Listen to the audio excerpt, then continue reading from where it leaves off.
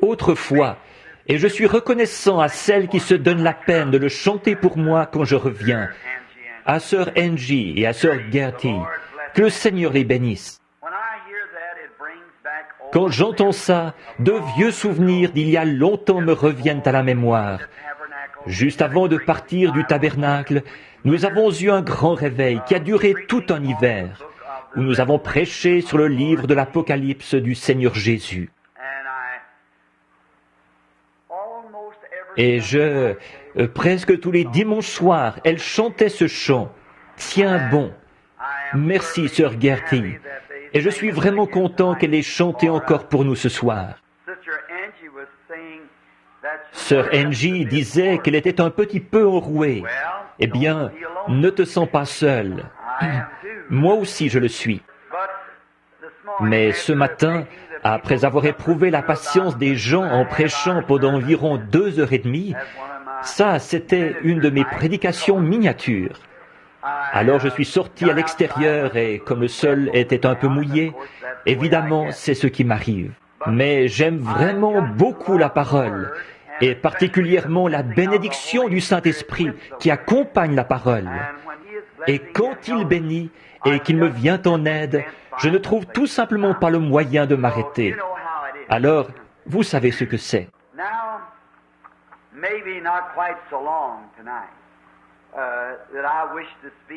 Maintenant, je ne voudrais pas prêcher aussi longtemps ce soir. Peut-être, vu que je suis un peu enroué, mais nous comptons sur Dieu pour qu'il nous bénisse et pour son aide spirituelle. C'est un besoin vital dans nos vies. Et là, comme Frère Neville l'a annoncé avec son émission, au cours de son émission plutôt, et j'aimerais que tout l'auditoire écoute cette émission. Maintenant, ce n'est pas lui qui me dit de dire ça, mais samedi dernier, je n'ai jamais été si béni en écoutant une émission. Combien ont entendu ce message-là? C'était un chef-d'œuvre. WLRP, de 9h à 9h30, tous les samedis matins, le trio Neville. Et je parlais au frère qui s'occupe des enregistrements, frère Léo, qui est dans la pièce. Ça l'a tellement emballé il disait, dites donc, qui est ce prédicateur? Il a la radio allumée. Et frère Jean ou quelqu'un a dit, c'est frère Neville, c'est son temps d'antenne. Et c'était vraiment merveilleux. Pas seulement celui-là, mais chacun. Je vais vous dire pourquoi j'aime beaucoup écouter prêcher frère Neville. Ce n'est pas surtout parce qu'il est un bon prédicateur, mais parce que je sais qu'il vit ce qu'il prêche. Et je préférerais que vous viviez une prédication devant moi plutôt que de m'en prêcher une. Ce sera plus efficace. Et maintenant, j'ai fait annoncer que je prêcherai pendant quelques instants ce soir sur Dieu tient sa parole. Et ce matin, je parlais de l'imitation du christianisme. Maintenant, que le Seigneur ajoute ses bénédictions là, alors que nous lirons sa parole. Et je veux lire à différents endroits dans l'Écriture, au moins 3, ou peut-être en citer d'autres. En effet, c'est de la parole que nous parlons.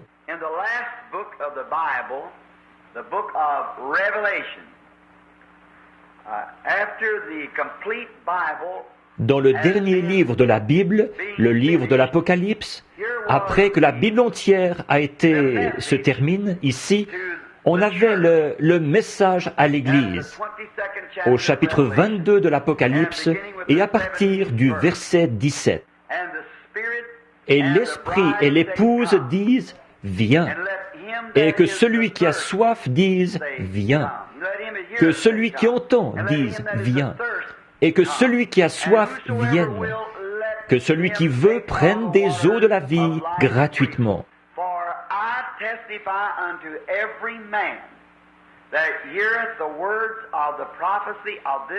Je le déclare à quiconque entend les paroles de la prophétie de ce livre. Si quelqu'un y ajoute quelque chose, Dieu le frappera des fléaux décrits dans ce livre.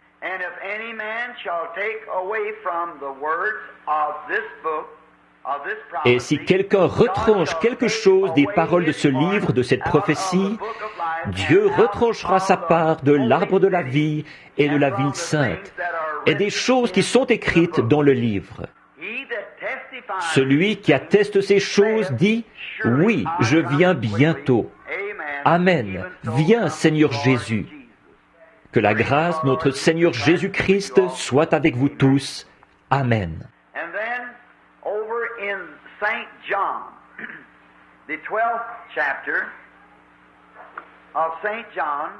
Ensuite, dans Jean, au chapitre 12 de Jean, à partir du verset 39.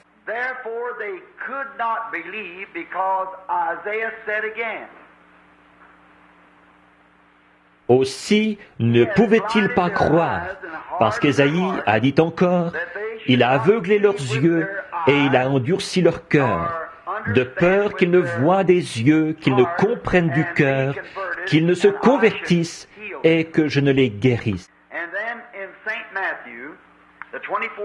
Ensuite, dans Matthieu au chapitre 24, le verset 35, c'est Jésus qui parle. Le ciel et la terre passeront, mais mes paroles ne passeront jamais. Et dans Galates 1:8, quand nous-mêmes, quand un ange du ciel annoncerait un autre évangile que celui que vous avez reçu, qu'il vous soit anathème. Maintenant, courbons la tête un petit instant pour un mot de prière. Notre Dieu, nous venons à toi au nom de ton Fils bien-aimé, qui nous a invités à venir en disant « Demandez ce que vous voudrez au Père en mon nom, et je le ferai. »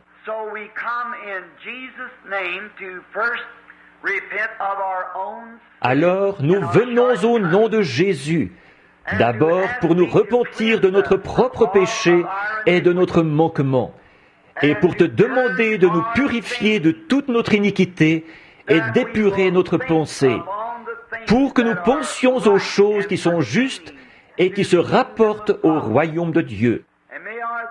Et ce soir, que nos pensées soient concentrées sur quelque chose qui soit pour le bien du royaume de Dieu et pour le bien des gens qui font partie de ce royaume. Et que nos cœurs soient purifiés de toutes les choses qui sont viles. Nous désirons marcher avec droiture devant toi, avec des mains propres et un cœur pur. Et, oh, il n'y a que Dieu qui puisse faire ces choses. Aussi nous te prions, Père, de nettoyer nos mains et de purifier nos cœurs. Lave-nous des choses du monde dans les eaux de purification par la parole.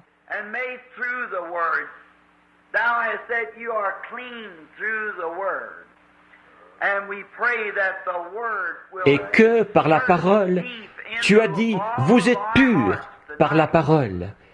Aussi nous prions que la parole sonde profondément nos cœurs à tous ce soir et qu'elle nous purifie de toute incrédulité, que nos cœurs puissent être renouvelés par le Saint-Esprit.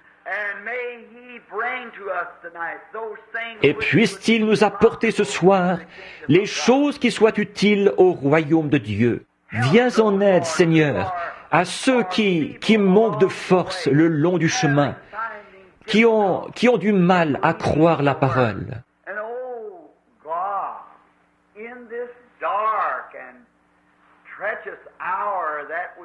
Et, ô Dieu, en cette heure sombre et perfide où nous vivons, et quand nous considérons cette crise mondiale qui est devant nous, tout ce que nous voyons, ce sont des ténèbres devant nous. Et tu as dit, levez la tête quand ces choses commencent à arriver, parce que notre rédemption approche.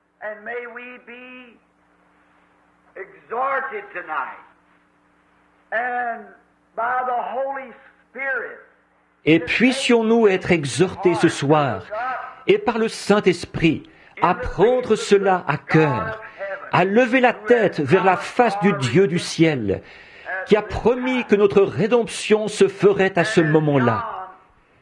Comme Jean sur l'île a fait cette prière, « Viens, Seigneur Jésus ». Nous te prions de nous accorder ces choses ce soir. Guéris tous ceux qui sont malades et affligés. Console les saints. Appelle les pécheurs à la repentance. Et renouvelle-nous tous pour que nous repartions d'ici en serrant sur nous l'armure complète de Dieu, pour aller de l'avant en soldats préparés pour le combat à venir. Maintenant, de même que nous nous sommes rassemblés ce soir, chacun en prière, avec la bannière sur nous, l'étoile du matin qui ouvre le chemin, l'armée de l'ennemi, elle aussi, s'est campée, et leurs grands challengers s'avancent. Ils se glorifient en disant que les jours des miracles sont passés. Mais, ô Dieu, suscite-nous un David, un guerrier, un challenger, et que cet esprit habite dans chaque cœur en abondance. Car nous le demandons au nom de Christ. Amen.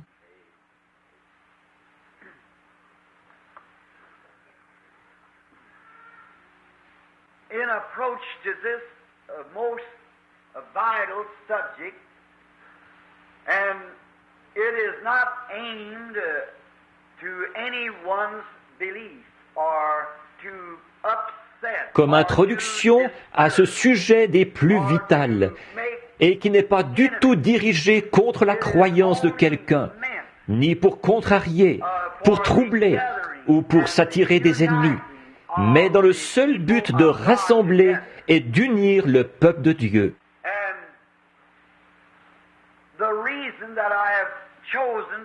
Et la raison pour laquelle j'ai choisi d'en parler au tabernacle ce soir, c'est à cause des conditions actuelles, du temps où nous vivons. Je crois que nous sommes au bord de quelque chose. C'est sur le point d'arriver, et le monde entier en est conscient.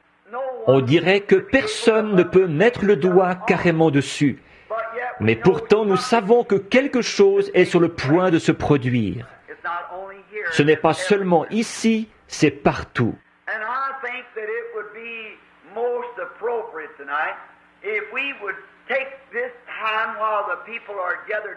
Et je pense qu'il serait tout à fait de circonstance pour nous ce soir de prendre ce moment, pendant que les gens sont rassemblés, pour parler de quelque chose qui soit d'une importance vitale, pour améliorer, pour nous amener à comprendre, pour nous munir d'une meilleure compréhension de Christ et de l'Évangile et du temps où nous vivons. Maintenant, pour commencer, je voudrais dire ceci, qu'il n'y a pas longtemps, je me suis trouvé dans un séminaire luthérien. Et les frères luthériens me disaient, après m'avoir écrit une lettre de critique très violente, le doyen, et ils parlaient, ils me disaient des choses que j'étais un devin, et beaucoup de vilaines choses qu'en fait, ils ne pouvaient pas prouver. C'est parce que j'avais dit que le diable ne peut pas guérir. Or, si le diable peut guérir, c'est un créateur.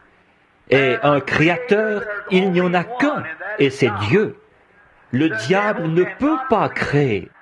Le diable n'est même pas omniprésent. Il ne peut se trouver qu'à un seul endroit à la fois.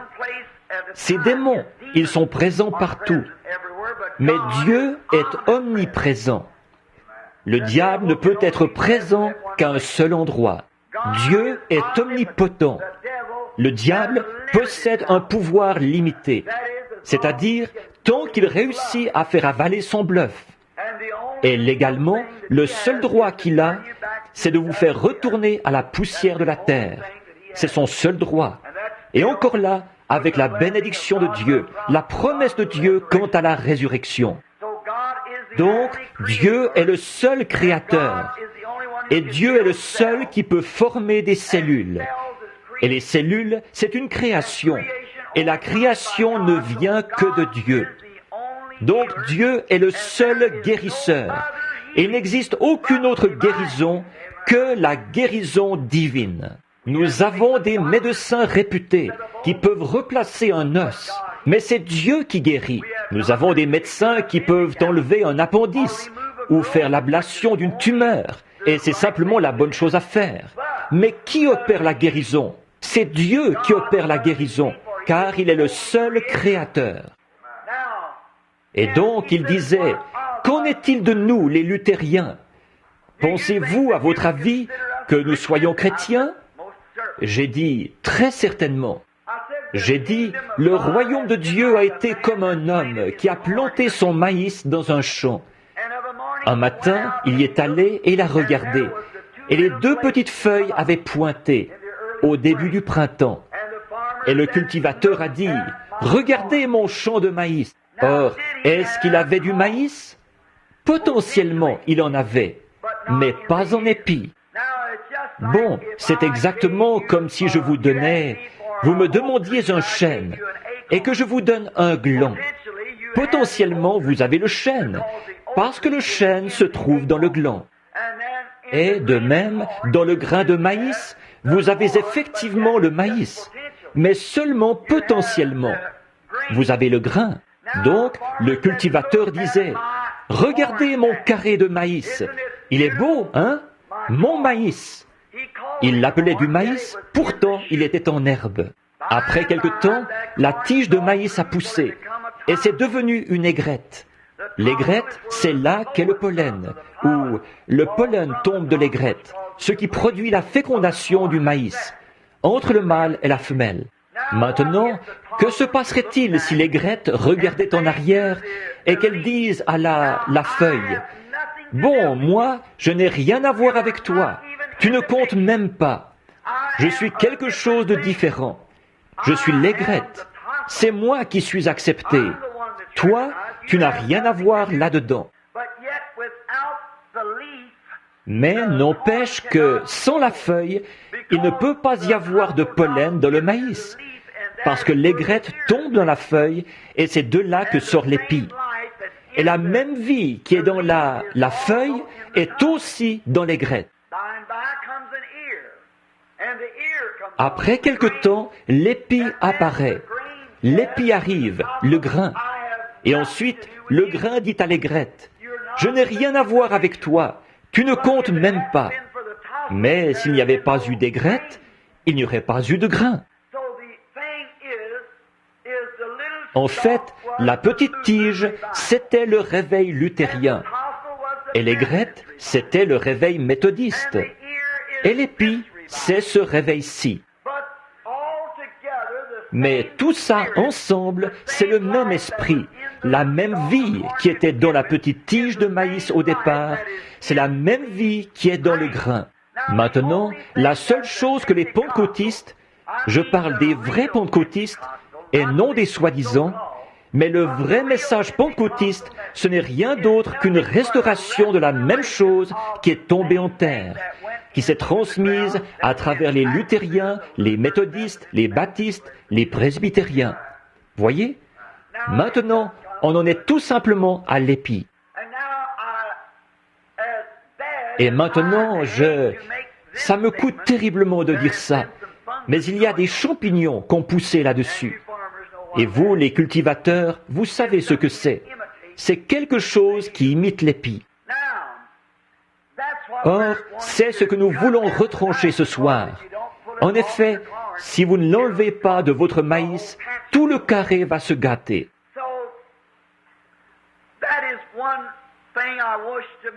Donc, voilà une chose que je veux éclaircir, c'est que les gens de toutes les églises dénominationnelles, quand ils ont traversé ces époques glorieuses, c'était le mûrissement. Et maintenant, l'Église est dans le grain. Elle doit produire la même chose que ce qui est tombé en terre. Donc, nous vivons tout simplement dans une Église arrivée à pleine maturité. Et une partie ne peut pas dire telle chose d'une autre partie, car eux, ils ont bien vécu leur part à leur époque.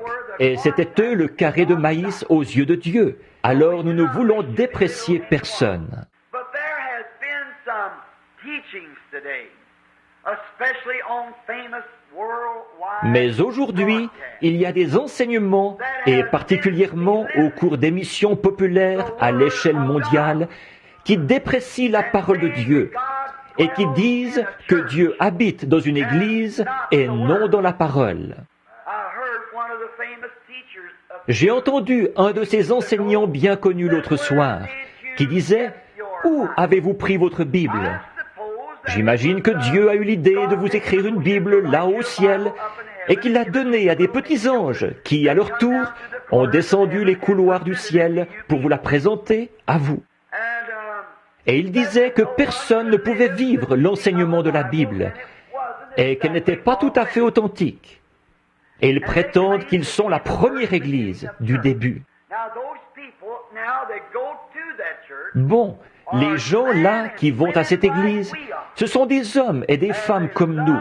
Ils aiment et ils mangent et ils boivent. Y a-t-il un moyen d'empêcher ça?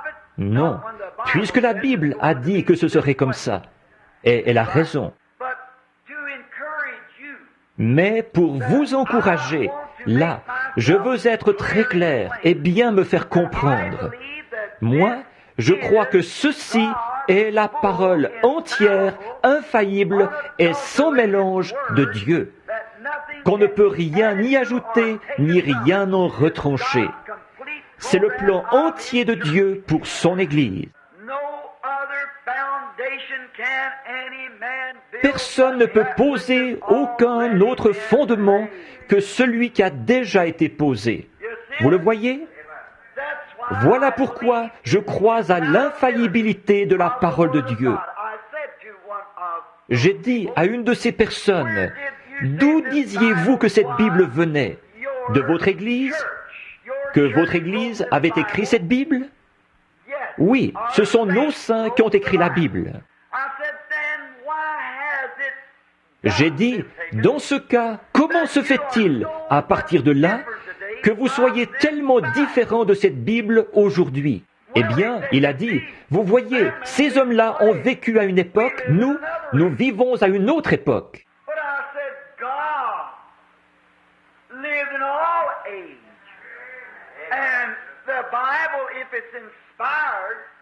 Mais j'ai dit, Dieu a vécu à toutes les époques. Et la Bible, si elle est inspirée, c'est le Dieu infaillible qui a écrit la Bible. Et il a dit dans sa parole que les cieux et la terre passeraient, mais que ses paroles ne passeraient jamais. Maintenant, il est très alarmant pour l'homme qui n'y avait jamais songé de voir ces choses-là approcher. Mais si vous saviez seulement, ce n'est que l'accomplissement de l'Écriture. Et ça me coûte terriblement de dire ça en Amérique. Avec tout ce fantastique et tout ce que nous avons aujourd'hui dans les soi-disant mouvements religieux d'aujourd'hui. Pas pour les abaisser, le peuple de Dieu se trouve dans ces mouvements. Mais je voudrais dire ceci. L'Amérique en est arrivée, à force de retrancher et de s'éloigner, les catholiques et les protestants, les deux, de l'enseignement de la parole, au point où ils ont adopté un système.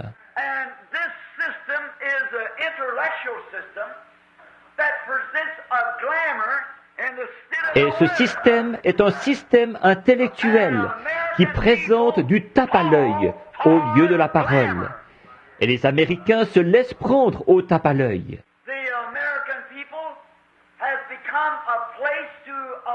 Les Américains en sont arrivés au point d'adorer une déesse. J'ai le plus profond et le plus grand respect pour les femmes.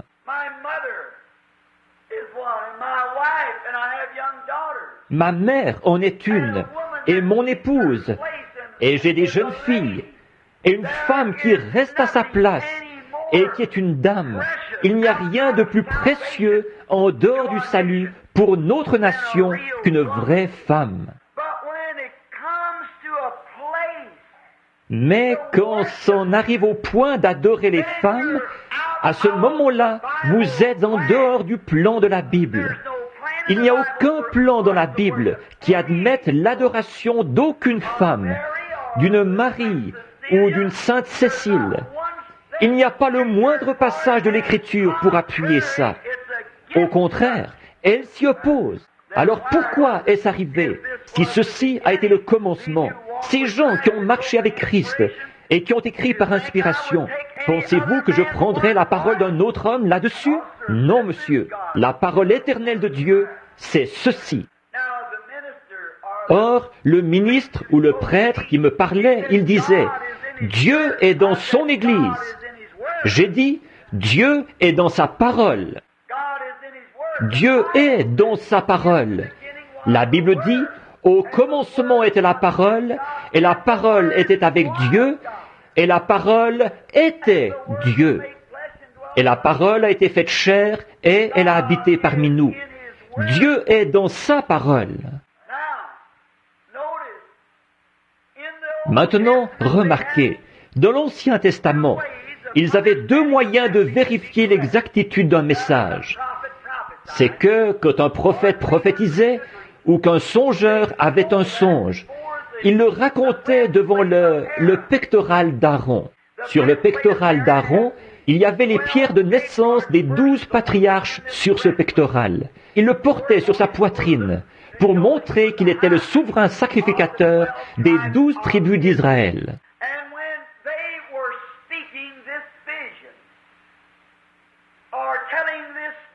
Alors, quand il racontait cette vision, ou qu'il racontait ce songe, si Dieu confirmait la chose, il y avait une lumière surnaturelle qui brillait sur cette Urim-Tumim, et qui confirmait que ce message-là était vrai.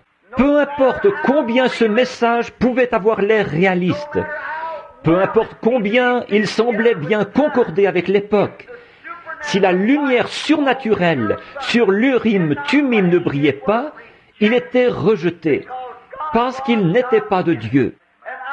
Et je dis aujourd'hui, oh, je veux que vous écoutiez.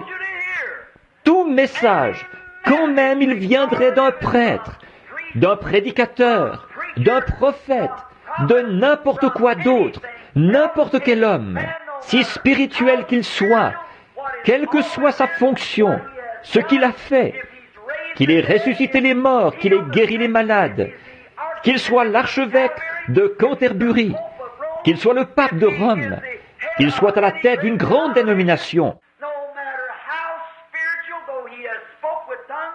si spirituel qu'il soit, il aura beau avoir parlé en langue, il aura beau avoir dansé dans l'esprit, il aura beau avoir prêché l'évangile, quoi qu'il ait fait, si son message ne vient pas de la Bible, il est faux. C'est ceci, l'Urim-Tumim de Dieu. Quand la Bible a été achevée, l'ange est descendu. Il parlait à Jean. Ensuite, Jésus est venu lui-même. Il a dit, « Moi, Jésus, j'ai envoyé mon ange pour attester ces choses. » Et maintenant, ferme ce livre, mais ne le scelle pas, car quiconque en retranchera quoi que ce soit ou y ajoutera quoi que ce soit, c'est la parole de Dieu.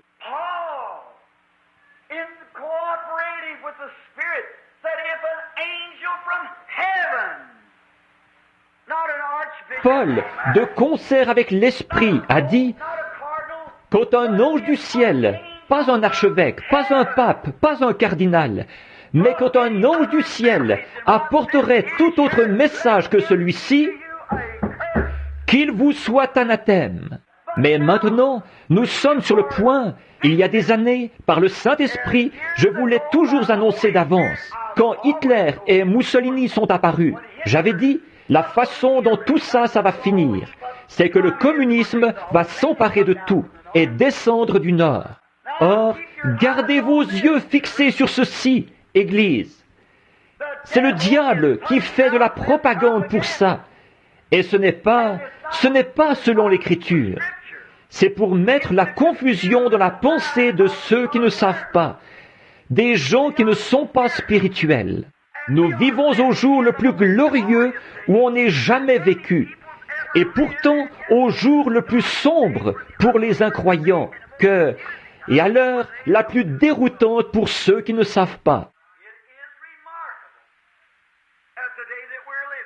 C'est un jour remarquable que celui où nous vivons. Et quelle joie de savoir que votre ancre tient. En ce moment, aujourd'hui, alors que nous nous approchons de ça, en cette heure sombre et mauvaise. Or, je n'aime pas nommer les gens, mais je vais devoir nommer quelqu'un là. Mais je prie pour ce jeune homme. Je prie pour lui continuellement. Mais il est un instrument entre les mains du diable. Il s'agit de cet homme, Elvis Presley. Les gens sont partis à fond de train dans le boogie-woogie ou le rock'n'roll. Les Américains sont partis là-dedans. Et ils cherchent par ce même esprit à faire entrer ça dans l'Église. J'aime la musique d'Église quand elle est jouée comme de la musique d'Église, et non du rock'n'roll dans l'Église. Mais quand ces esprits-là s'emparent d'eux, il y a quelque chose derrière, et le diable se présente là pour défier. Et il se trouve que ce pauvre garçon pentecôtiste rétrograde a dit que la façon dont il avait appris ses manœuvres, ses secousses et ses tremblements, c'est qu'il avait trouvé et appris ça dans l'Église. Il est membre des premières assemblées de Dieu de Memphis dans le Tennessee. Son pasteur est l'un de mes amis.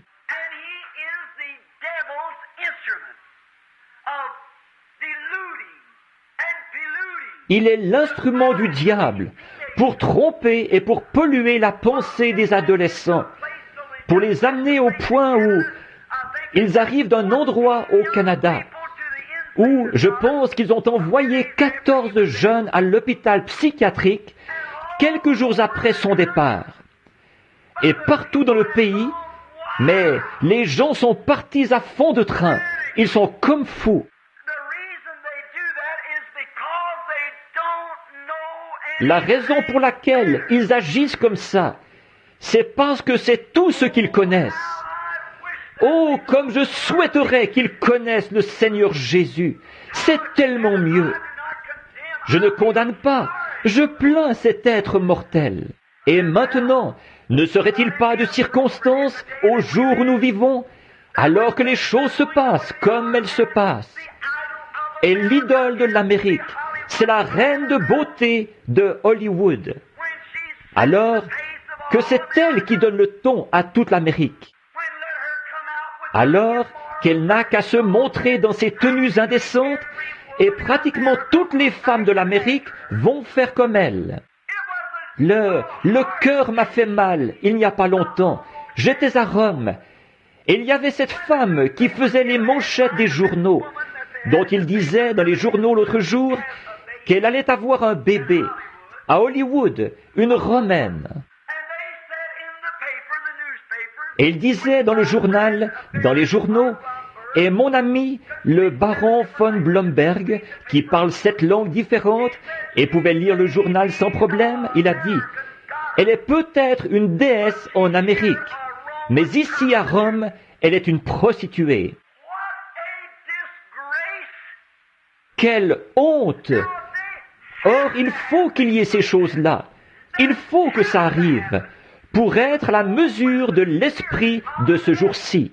C'est pour cette raison que cette Église introduit l'adoration de Marie, d'autres femmes et tout. C'est ce même esprit sous une tête religieuse. Et c'est pour cette raison qu'il faut qu'il détourne votre attention de la parole sans mélange de Dieu pour produire ce plan-là. Bien sûr. Voyez-vous la confusion dans laquelle nous nous trouvons? Voyez-vous la jeunesse américaine dans quel état elle est? Ça, ce sont les hommes et les femmes de demain. Pas étonnant que Jésus ait dit, si ces jours n'étaient abrégés, nulle chair ne serait sauvée. Par conséquent, je base ma réflexion là-dessus.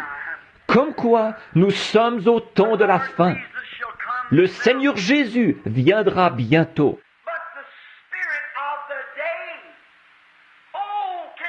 Mais l'esprit de ce jour, oh, pouvez-vous voir? Réfléchissez bien. Pouvez-vous voir ce qui s'est passé?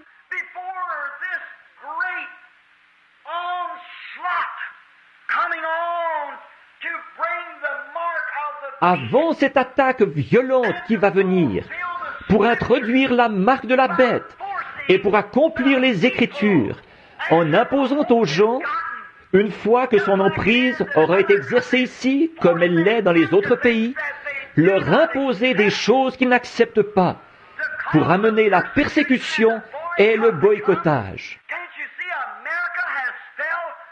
Vous ne voyez donc pas que l'Amérique s'est laissée prendre au tape à l'œil et à la déesse? Et c'est ce qui paie. C'est le diable dans le domaine de la chair, ce qui fournit le moyen pour que la chose se présente. Amen. J'espère que vous le comprenez. Restez éloignés de ça. Peu m'importe combien de doctorats en théologie, de doctorats en philosophie, ou ce qu'il peut y avoir là-dessous. C'est un mensonge. En effet, que toute parole d'homme soit un mensonge et que la mienne soit vraie, dit le Seigneur.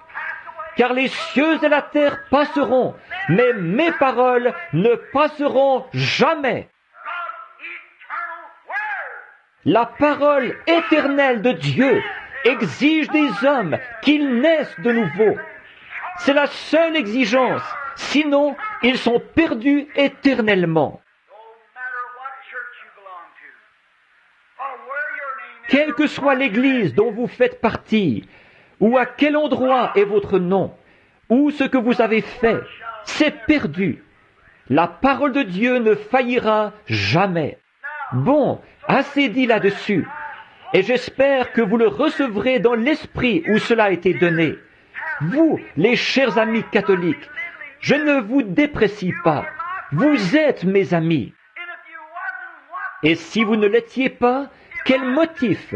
Si j'étais ici pour riposter contre vous, je devrais aller à l'autel et me mettre en règle avec Dieu.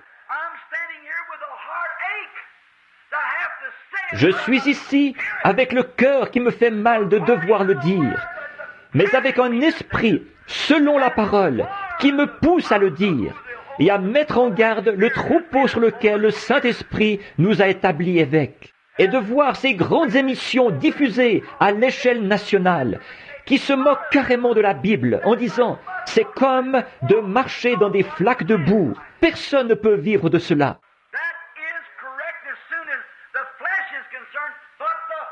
C'est exact en ce qui concerne la chair. Mais le Saint-Esprit est celui qui domine et qui conduit la personne. Que le Seigneur vous en fasse voir l'interprétation. La parole de Dieu est première et dernière et éternelle pour toujours. Une fois que Dieu prononce la parole, elle ne peut jamais changer. Dieu, avant la fondation du monde, a dit « Au commencement était la parole ». Et la parole, qu'est-ce que c'est? C'est une pensée exprimée. Le Père, Dieu, en considérant le plan de la rédemption, il l'a parcouru du regard, et il a vu ce que Satan avait fait. Et il a pensé, et il a vu le seul programme. Maintenant, c'est une pensée. Mais quand il l'a exprimée, elle est devenue une parole. Et une fois que c'est une parole, elle ne peut jamais mourir. Elle doit être éternelle. Car sa parole ne peut pas plus faillir que lui ne peut faillir. Sa parole ne peut pas plus perdre sa vie que lui ne peut perdre sa vie. Sa parole. Les hommes d'autrefois, tout au long des âges, ils ont lu cette Bible. Elle a inspiré des assemblées depuis l'époque où elle a été écrite. Si je vous écrivais une lettre, vous pourriez l'apprécier. Dire, « Frère Branham, j'apprécie votre lettre. Vous êtes la seule personne à qui elle était destinée. » Après quoi, au bout d'un certain temps, cette lettre ne vaudrait plus rien, à moins qu'elle serve de témoignage pour ou contre moi.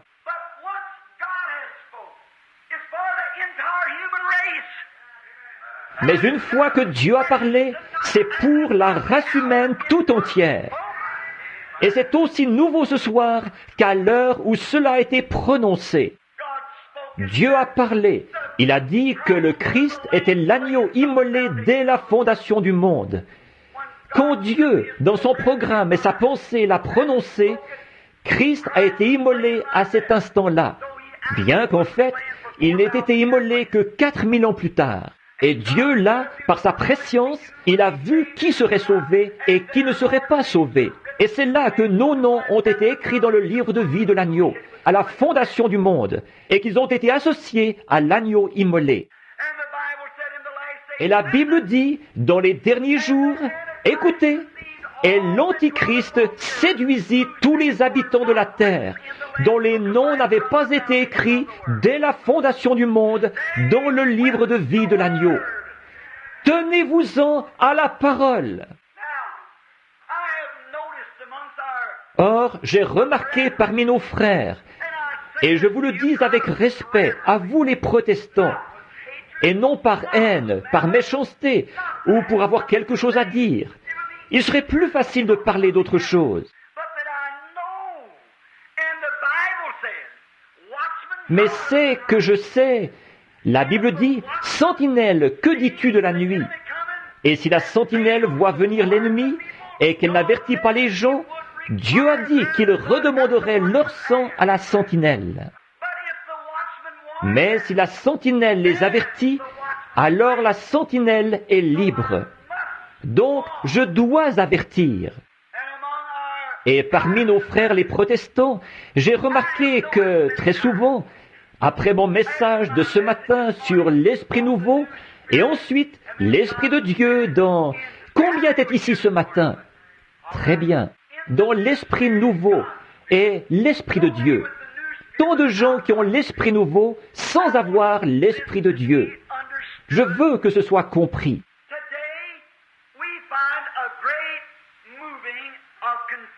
Aujourd'hui, nous voyons un grand mouvement de confusion au sein des protestants. Et quand je vais dans leurs églises, quelquefois, c'est très attristant.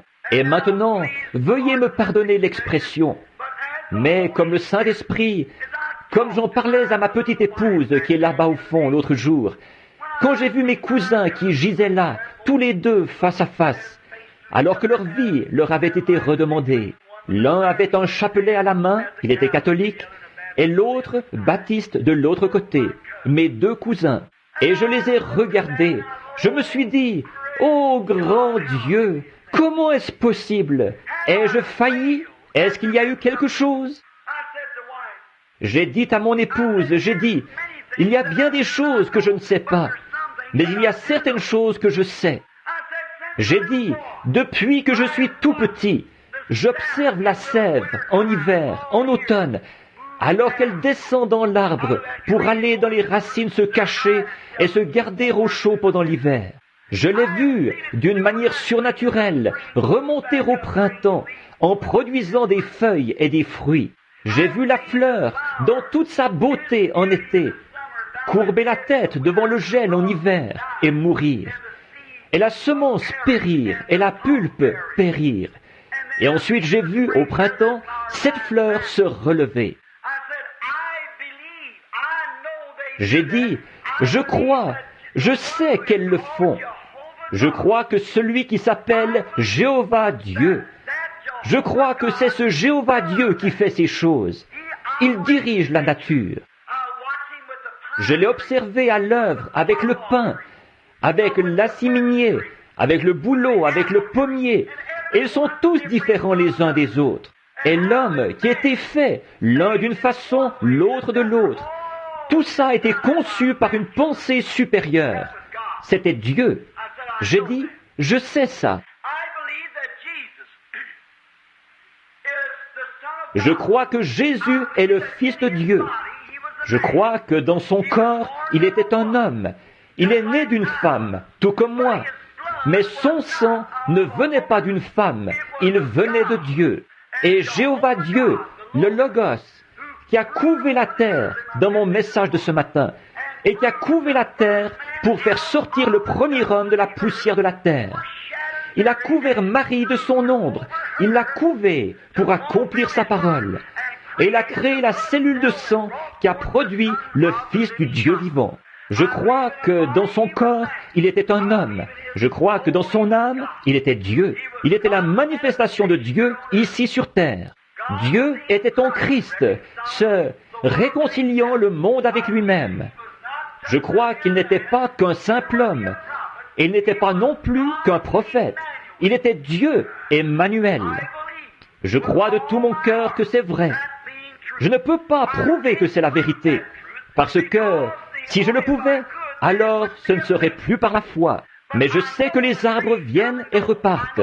Je sais que les fleurs viennent et repartent. Je sais que la nature tout entière fait sa révolution. Le monde reste sur son orbite par une grande puissance suprême.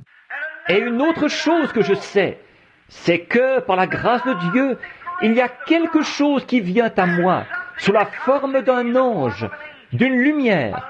Il me dit des choses, ce qui va arriver, et je le vois. Je sais que ce n'est pas quelque chose de naturel. Il m'a montré des choses des années d'avance, et ça n'a jamais failli, pas une seule fois. Je crois que c'est le même Dieu qui était avec Joseph, qui était avec Daniel, qui était avec Élie. Je crois que c'est le même Saint-Esprit qui a conduit les enfants d'Israël par une colonne de feu. C'est pourquoi je suis convaincu qu'il y a quelque chose, que la Bible est vraie, parce que tout dans la nature, tout ce que j'appelle la foi, tout ce que j'observe et que je ne peux pas prouver, prouve par cette Bible que c'est la vérité. Je vois Jésus. Il n'était pas ce que les Juifs pensent de lui. Il a rempli toutes les conditions quant à ce que le Messie devait être. Il était le Messie. Et je vois l'Esprit qui était sur ces hommes-là. Je le vois descendre ici même et accomplir la même chose. C'est pourquoi j'ai toujours été un croyant ferme dans la parole du Dieu vivant. Peu importe tout le fantastique qui peut s'élever. Je suis allé dans des églises, et je dis ceci avec respect là. Je constate que très souvent, dans les églises, je crois que les gens reçoivent les esprits les uns des autres plutôt que le Saint-Esprit. Allez dans une église et observez. Disons que le pasteur secoue la tête. Toute l'assemblée va faire pareil. Allez dans l'église où le pasteur dit qu'il a de l'huile qui lui coule de la main. Avant longtemps, tout le groupe le croit. Et ils en ont aussi. Allez dans une église où il y a beaucoup de gens qui dansent, qui sautent en l'air et qui courent partout. Je ne condamne pas ces choses. Je parle tout simplement de ce que j'ai observé. Pour vous faire remarquer quelque chose. Si vous avez un pasteur qui est très facile à émouvoir, toute l'assemblée sera facile à émouvoir. Si vous avez un pasteur qui est formaliste et guindé, toute l'assemblée sera formaliste et guindée. Je crois que vous recevez les esprits les uns des autres. Prenez un homme bon et une femme mauvaise et réunissez-les. L'un des deux suivra l'autre, soit que lui devienne un homme mauvais ou elle une femme bonne. Vous, deux hommes ne peuvent marcher ensemble sans être d'accord. Et permettez-moi de dire ceci avec respect et selon la Bible. De tout mon cœur, j'ai essayé, de tout mon être, de ne jamais être un querelleur. En effet, la vision le matin où j'ai posé la pierre angulaire disait « Prêche la parole, fais l'œuvre d'un évangéliste, remplis bien ton ministère. » Car il viendra un temps où les hommes ne supporteront pas la saine doctrine, mais ils se donneront une foule de docteurs ayant la démangeaison d'entendre des choses agréables. Et ils se feront détourner de la vérité et seront attirés dans des fables. Qu'est-ce que la vérité? Ta parole est la vérité. Jean 17. Sanctifie-les, Père, pour la vérité. Ta parole est la vérité. Maintenant, et si je suis coupable, je prie Dieu de me pardonner. Mais j'essaie de tout mon cœur de présenter la parole aux gens pour que l'esprit qui descendra, quand je comparaîtrai au jugement, ce ne soit pas l'esprit de quelque chose de fantastique, des grenouilles qui sautent des gens, ou des moustiques qui volent, ou ainsi de suite, ou de l'huile qui coule des mains, mais que ce soit l'Esprit qui se trouve dans la parole du Dieu vivant, qui a écrit cette Bible avec une expérience biblique. J'ai fait de grands efforts dans ce sens-là. Maintenant, pour baser notre petite réflexion sur un personnage de la Bible, nous en prenons un ce soir pour rassembler nos réflexions, pour les grouper et vous les présenter. Ensuite, vous en ferez ce que vous voudrez, ce que Dieu vous mettra à cœur. Reportons-nous à 1 Roi, chapitre 22. Et là, nous verrons qu'il y avait eu un homme, un roi, du nom d'Achab. Et il avait été un roi puissant, un militaire et un grand homme, mais un croyant frontalier, tiède. Il s'appelait Achab. Finalement, le prophète Élie, qui était le prophète confirmé, avait prononcé la perte d'Achab. Des années après le départ d'Élie, il y a eu un prophète du nom de Michée. Alors Josaphat, son père était un juste, il était roi de Juda, et il est venu rendre visite à Achab, roi d'Israël. Et Achab avait eu un grand royaume de tape à l'œil. Maintenant observez, un grand royaume de tape à l'œil. En effet, il avait une espèce d'épouse toute fardée, qui s'appelait Jézabel. Et elle avait tout simplement gagné la nation entière, tous, sauf les élus, aux idoles de sa nation.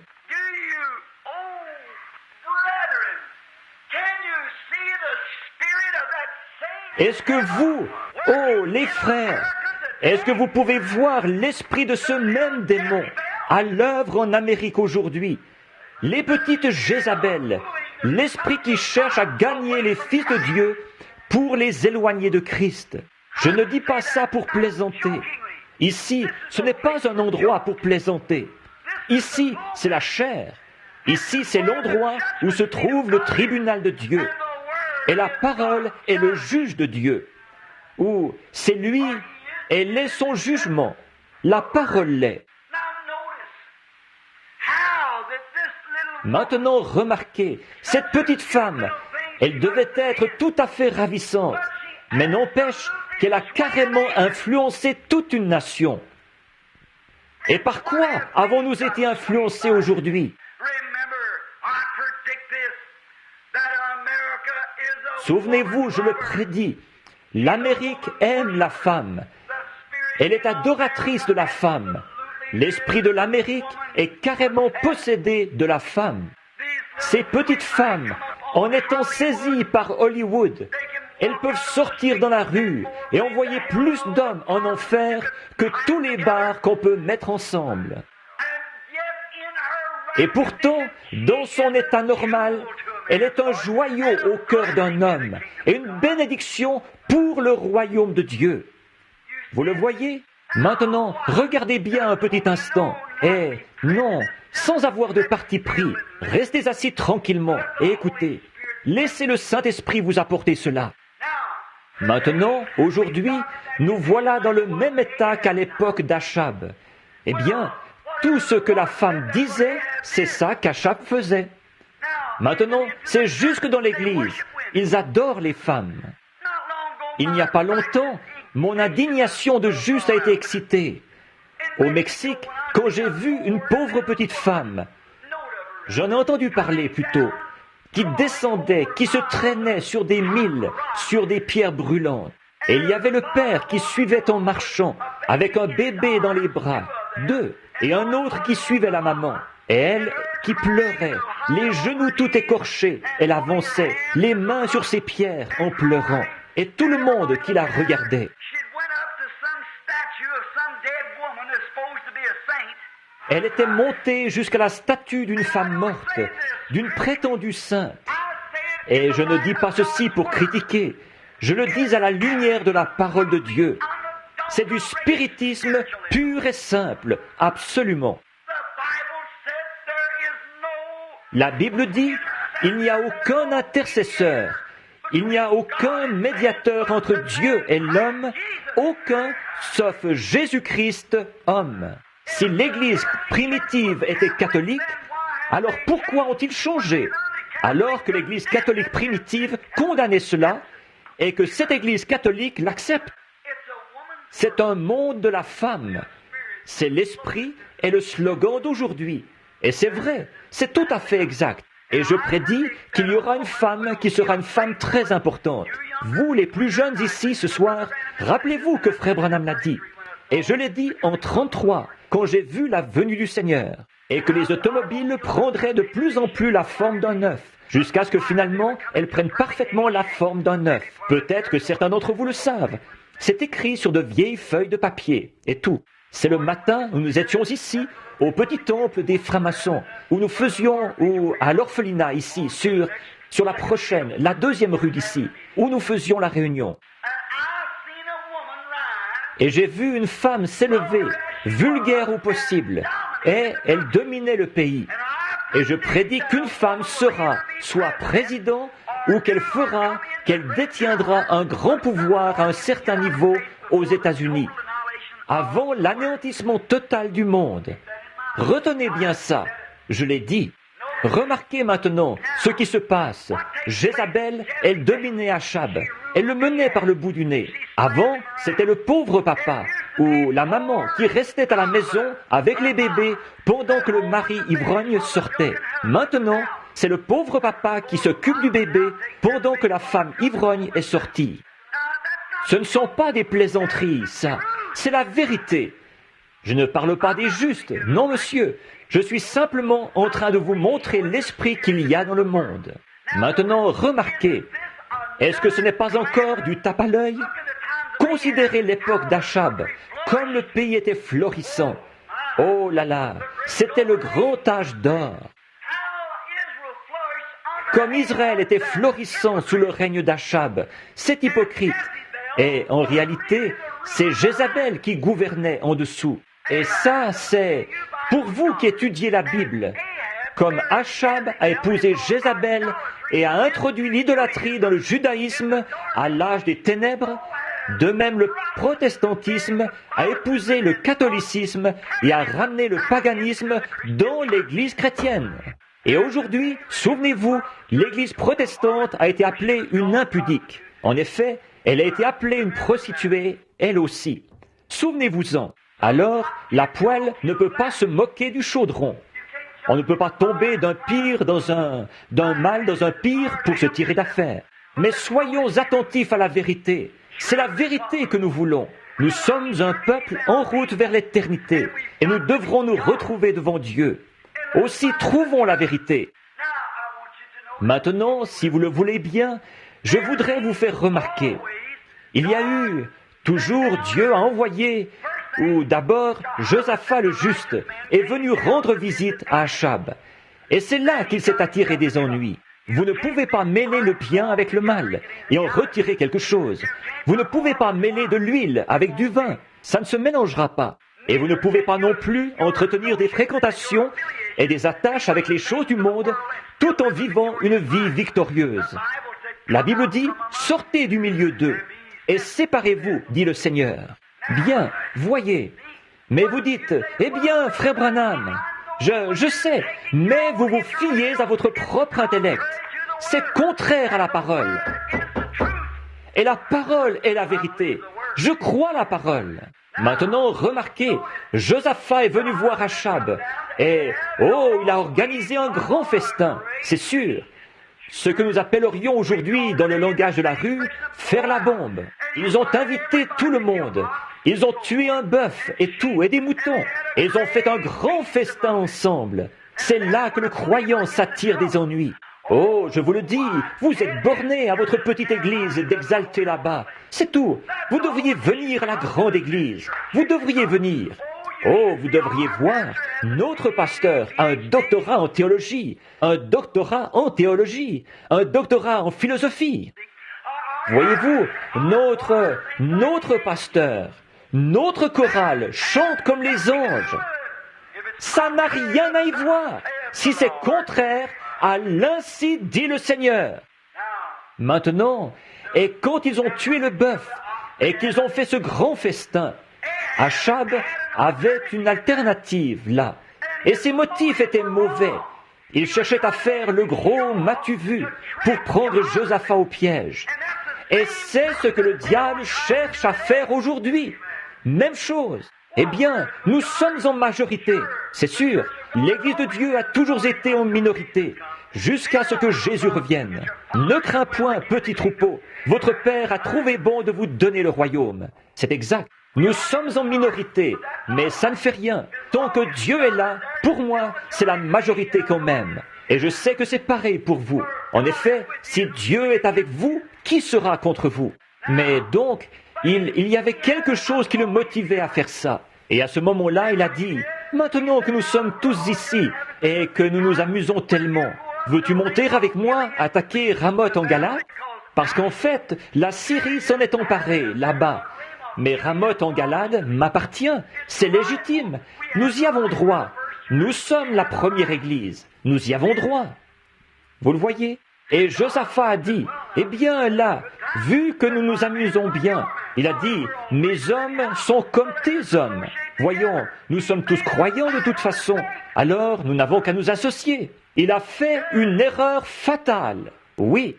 Et Josaphat, qui était suffisamment spirituel, je crois de tout mon cœur que c'était un type d'aujourd'hui. Certainement que quelque part, d'une façon ou d'une autre, Dieu fera parvenir le message à ceux qui ont le cœur sincère. Il a dit au commencement qu'il le ferait, alors il a préparé son programme en conséquence, que vous n'avez qu'à vous y conformer. Maintenant, regardez-le bien. Il a dit, bien sûr, j'irai avec toi. Mais il a dit, attends un instant. Je crois qu'avant de partir, nous devrions demander ce qu'il en est au Seigneur. Tu ne trouves pas? Si nous sommes tous croyants, dans ce cas, demandons au Seigneur.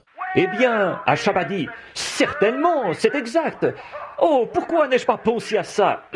C'est sûr, j'aurais dû y penser depuis le début. Il a dit, j'ai 400 des meilleurs prophètes de la nation. Je les ai tous bien vêtus. Ils ont tous leur doctorat en théologie, leur doctorat en philosophie et tout le reste.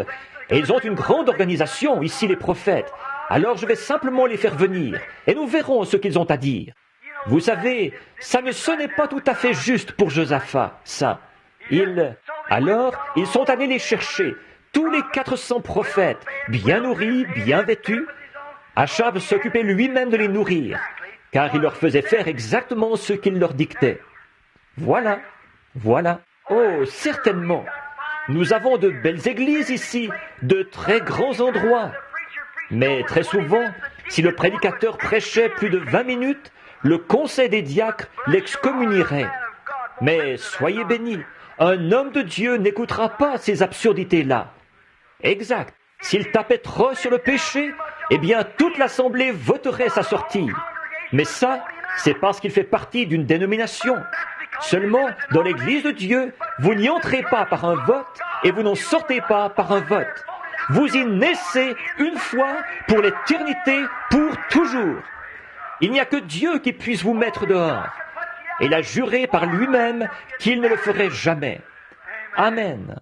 Il sait de quoi vous êtes fait avant de vous faire entrer. Il ne gère pas ses affaires avec des à peu près, comme le font nos organisations, qui les prennent à l'essai pendant 30 jours ou 60 jours ou 90 jours.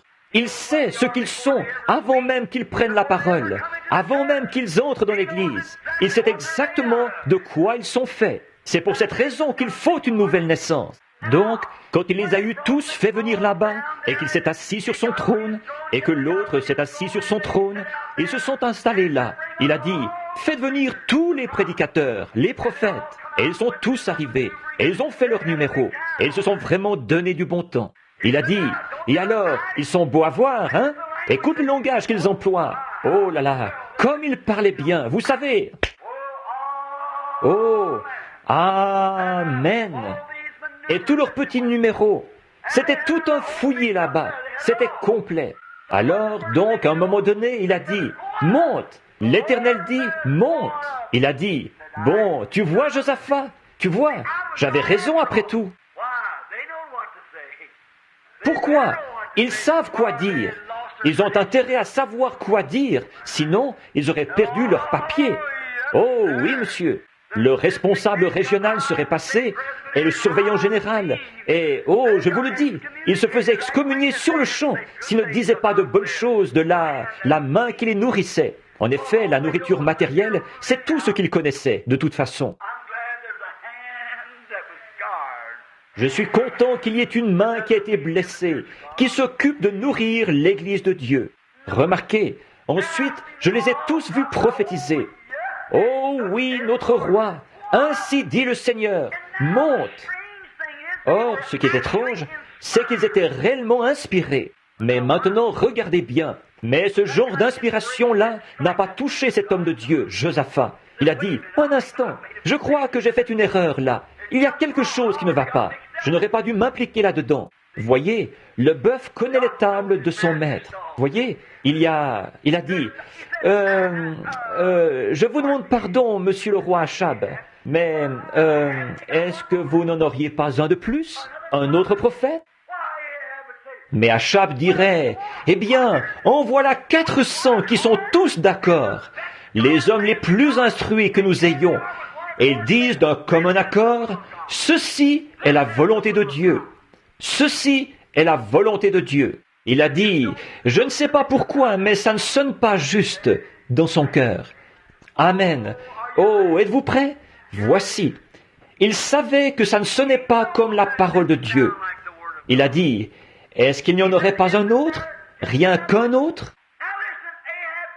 Maintenant écoutez, Achab a dit, oui, nous avons un exalté. Nous en avons un du nom de Michée. Mais je te le dis, je le hais. Oh oui.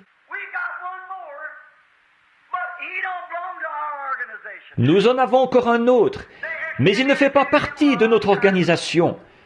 Il y a belle lurette qui l'ont excommunié. Il est quelque part sur la colline là-bas. Il s'appelle Michée. Josaphat a dit, j'aimerais bien entendre ce qu'il a à dire. Amen. Vous le voyez, un type d'aujourd'hui. Est-ce qu'il n'y en aurait pas encore un, rien qu'un?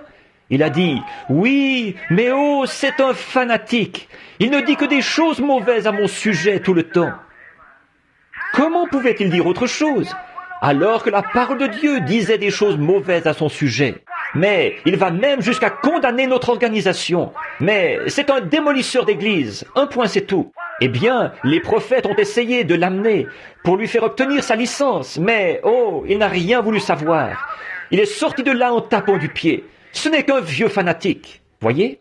Josaphat avait suffisamment d'esprit de Dieu qui lui venait de son papa pour dire « J'aimerais l'entendre. Va le chercher. » Eh bien, je te préviens, il bave et tout le reste. Il n'a pas du tout la dignité des autres là. J'aimerais l'entendre. Mes brebis entendent ma voix. Elles ne suivent pas un étranger. Il se trouvait que Josaphat était un des agneaux de Dieu. Il a dit, ça ne sonne pas tout à fait juste. Ça n'a pas ce qu'il faut. Ça fait un bruit de ferraille, mais ça ne donne pas un son clair. Comme un airain qui résonne et une cymbale qui retentit. Ça ne sonne pas juste. C'est comme de verser des pois sur une peau de vache desséchée, comme disait Roy Davis. Ça ne sonne pas tout à fait juste. Il a dit, je voudrais entendre cet homme, le fanatique comme tu dis, celui qui refuse d'adhérer à votre organisation, celui qui a sa propre façon de penser. En effet, il savait que cet homme-là devait avoir la vérité, parce qu'il savait que ça ne l'était pas. Alors, il a dit, je vais l'envoyer chercher dans ce cas. Donc, ils sont partis dans les collines et sont descendus dans la ruelle, là où il prêchait, ou la petite mission. Voilà le messager qui arrive. Et pendant qu'ils étaient partis, oh là là, ça a vraiment été la folie furieuse. Tiens, même qu'un gars qui s'appelait Sédésias est allé se mettre des cornes sur la tête. Oh frère, il avait la révélation, parfaitement. Il avait de l'huile sur les mains et tout le reste. Il se donnait vraiment du bon temps. Oui, monsieur. Oh, ainsi dit le Seigneur, nous allons repousser la Syrie jusque dans son pays avec ses cornes. Il se donnait vraiment du bon temps. Alors le messager qui est arrivé a dit, Michée? Il a dit, oui. Es-tu le fils de Jimla? Oui, je le suis. Es-tu le prophète, l'exalté, le fanatique? Eh bien, ce doit être moi. Eh bien, le roi veut te voir. Ah oui? Michée le savait déjà, sans doute. Le Seigneur lui avait déjà dit pourquoi il y avait tout ce rassemblement là-bas. Alors, il s'est levé. Alors, il a dit, « Mais attends un peu, avant que tu commences ces réunions de réveil, je vais te dire sur quoi prêcher. » Bon, tous les autres prédicateurs, ils ne prêchent pas sur ces choses-là. Ne dis rien au sujet des courses de chevaux, et ne dis rien au sujet de ceci ou de ceci et de cela, parce que vois-tu, les autres prédicateurs, ils ne disent pas ça. Ils disaient, dis la même chose qu'eux. Or ça, c'est ce qui se passerait aujourd'hui. Maintenant, nous allons dire ce que dit l'Écriture. Il a dit, Michée, les autres prophètes ont prophétisé du bien à notre roi. Et bon, tu sais, c'est un homme imposant, autrement dit. Maintenant, il faut que tu dises la même chose que lui, et que tu prophétises du bien. Mon Dieu est vivant, je ne dirai que ce qui est, ainsi dit le Seigneur. Amen. Que Dieu nous donne des Michées. Tenez-vous-en à la parole. Il n'avait peut-être pas tout le fantastique que les autres avaient. Il n'avait peut-être pas le diplôme de l'autre, le doctorat en philosophie. Il n'avait peut-être pas le standing. Il n'était peut-être pas le grand docteur en théologie aux yeux des gens. Mais il avait la parole. Amen. Oh, c'est ça. Il savait que Dieu tiendrait sa parole. Alors il a dit, seulement ce que Dieu me dira de dire, je dirai la même chose que ce que Dieu dit. Et si Dieu prédit que ces jours vont venir, si cette chose mauvaise est prédite, l'adoration des femmes, ou l'intercession des saints, ou la communion des saints, s'il condamne toutes ces absurdités et ces autres choses, et il est dit, de même que Jeannès et Jean Bresse s'opposèrent à Moïse, ces hommes feront de même dans les derniers jours. Je condamne cette chose, selon la parole de Dieu, et je dis que c'est mal. Tenez-vous-en à la parole. Peu m'importe toutes les sensations que vous pouvez éprouver, combien vous pouvez sauter et crier, combien vous pouvez faire ceci ou autre chose. Si l'Esprit de Dieu ne vous conduit pas à mener une vie pure, parfaite devant Dieu, condamnez la chose. Si Dieu avait voulu que vous donniez de l'huile, il aurait fait de vous un olivier ou un puits de pétrole du Texas. Je vais vous dire quelque chose. Avec Dieu, tout a sa raison d'être. Tenez-vous-en à la parole. Ce que la Bible dit, tenez-vous-y. C'est l'Urim Tumim de Dieu. Et le vieux Michée, le prophète, s'est tenu à la parole de Dieu. Il s'est avancé là-bas, hardi comme un lion. Cette nuit-là, le Seigneur lui avait donné une vision. Il savait où il en était. Et regardez bien, oh frère, les autres aussi avaient eu une vision, mais leur vision ne concordait pas avec la parole de Dieu. Par contre, celle de Michée était conforme à la parole de Dieu. En effet, Élie, qui avait la parole de Dieu, le prophète, le voyant, avait déjà annoncé ce qui allait arriver à Achab. Alors, comment Michée pouvait-il annoncer du bien alors que la parole de Dieu annonçait du mal? Donc, il était en harmonie avec la parole. Frères, quelle que soit la hauteur de leur clocher, ou combien les gens qui vont là sont bien habillés, ou l'instruction du pasteur, ou tout ce genre de choses, ou ce que l'évêque de Chine peut dire, ou n'importe qui d'autre, si c'est contraire à la parole, tenez-vous-en loin, restez dans la parole. C'est sur elle que se repose le véritable serviteur de Dieu, directement sur cette parole. C'est exact. Michée s'est présenté là, et il a eu sa vision. Et quand il a prophétisé, et qu'il a eu sa vision, il a vu qu'elle concordait exactement avec la parole, qu'elle s'y ajustait parfaitement. Il savait qu'il avait l'ainsi dit le Seigneur. Il s'est présenté là. Il a dit, Michée, fils de Jimla, dois-je aller à Ramoth en Galade, ou dois-je y renoncer? Michée a dit, monte. Il a dit, ça ne sonne pas juste ça. Même lui, il avait plus de bon sens que ça. Il y a beaucoup de ces gens qui adhèrent à ces grandes choses classiques, rien que pour être populaires. Pourtant, ils savent bien que ce n'est pas juste. L'esprit de vie qui œuvre dans le monde leur dirait que ce n'est pas juste. S'ils avaient la moindre lueur de vie en eux, ils recherchent tout ce fantastique, les grenouilles qui sautent et les moustiques qui volent, et de trembler, de sauter, de courir et tout, alors qu'ils savent que c'est en contradiction. Mais ils l'acceptent à cause d'une sensation. On s'en fiche des sensations. Je veux l'ainsi dit le Seigneur. C'est exact, ce que dit la parole. Or, je crois à une religion qui vient du cœur. Je crois à la joie que je peux éprouver. Je crois à la puissance du Saint-Esprit.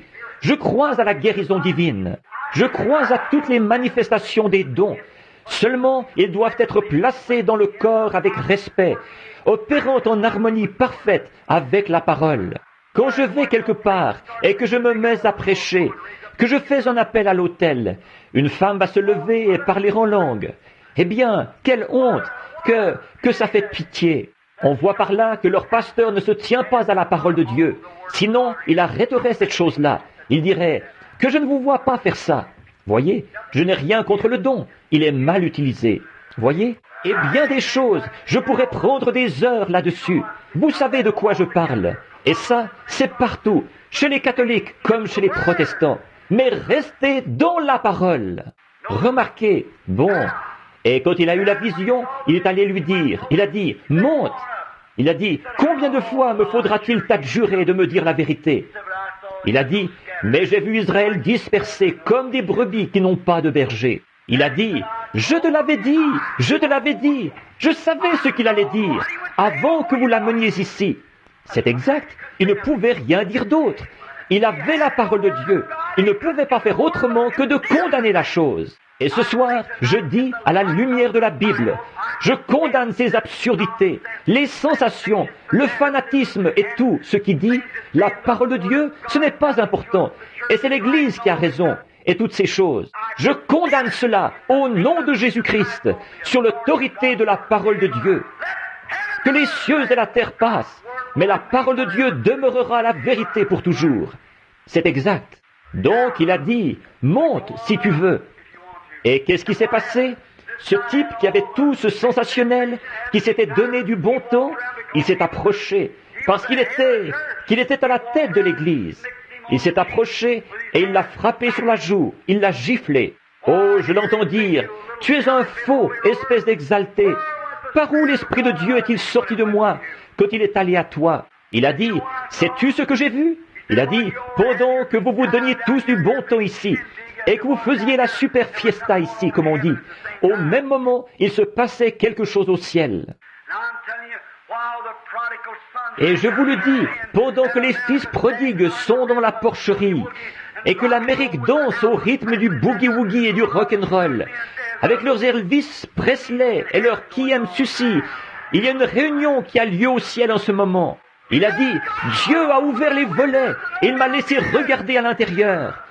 Pendant que vous vous amusiez avec votre rock'n'roll, Dieu m'a laissé regarder dans le ciel, et là j'ai vu quelque chose. Il a dit, qu'est-ce que tu as vu? Il a dit, j'ai vu la grande armée de Dieu. Dieu assis, à sa droite et à sa gauche. Il y avait des anges d'un côté et de l'autre. Il a dit, quand j'ai vu les anges, l'un assis d'un côté et l'autre de l'autre, l'armée du ciel rassemblée en haut. Il a dit, Dieu a dit, qui vais-je envoyer? Oh là là, écoutez, qui puis-je envoyer pour que nous fassions monter Achab là-bas, pour accomplir ma parole, qui était prononcée par mon prophète? Tenez-vous-en à la parole, frère, sans vous arrêter au nombre de soirées de rock'n'roll qu'ils peuvent faire. Il y a combien ils jouent de cette musique-là à l'église? Il y a combien ils font ce numéro-là à l'église? Il y a combien ils font ceci, cela ou autre chose? Tenez-vous-en à la parole. C'est exact. Dieu tient sa parole chaque fois. Remarquez, mais il a dit, qui pouvons-nous envoyer? Qui pouvons-nous envoyer là-bas pour faire monter Achab? Parce qu'il faut que ça s'accomplisse. Et il a dit, j'ai vu un esprit de mensonge s'approcher. Il a dit, envoie-moi. Je descendrai et je m'introduirai dans chacun de ces évêques et de ces prophètes, et dans tous les surveillants généraux et tous les autres. Et je les inspirerai pour qu'ils prophétisent un mensonge, pour arriver à les faire monter là-bas.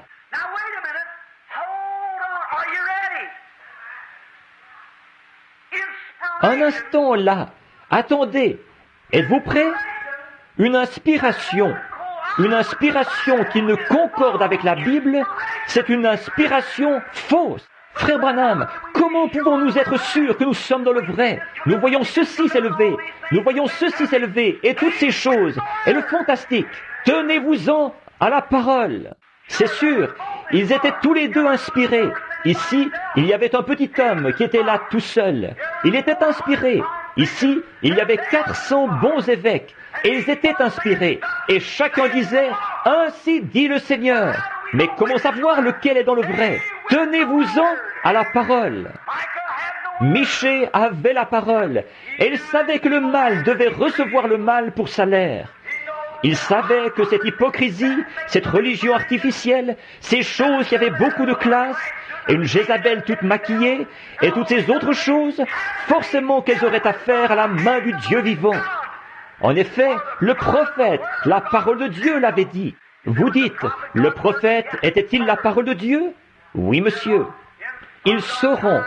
À plusieurs reprises et de plusieurs manières, le Seigneur a parlé à nos pères, par les prophètes, en ces derniers jours par son Fils, Jésus-Christ. C'est exact. Bien sûr, c'était la parole de Dieu. Ils étaient là, inspirés. Ils pensaient qu'ils étaient dans le vrai. Je ne dis pas qu'ils n'étaient pas sincères. Ils étaient sincères. C'étaient de grands hommes. Ce n'étaient pas des hommes sans instruction. Ce n'était pas quelqu'un qui n'est pas trop au courant de son affaire.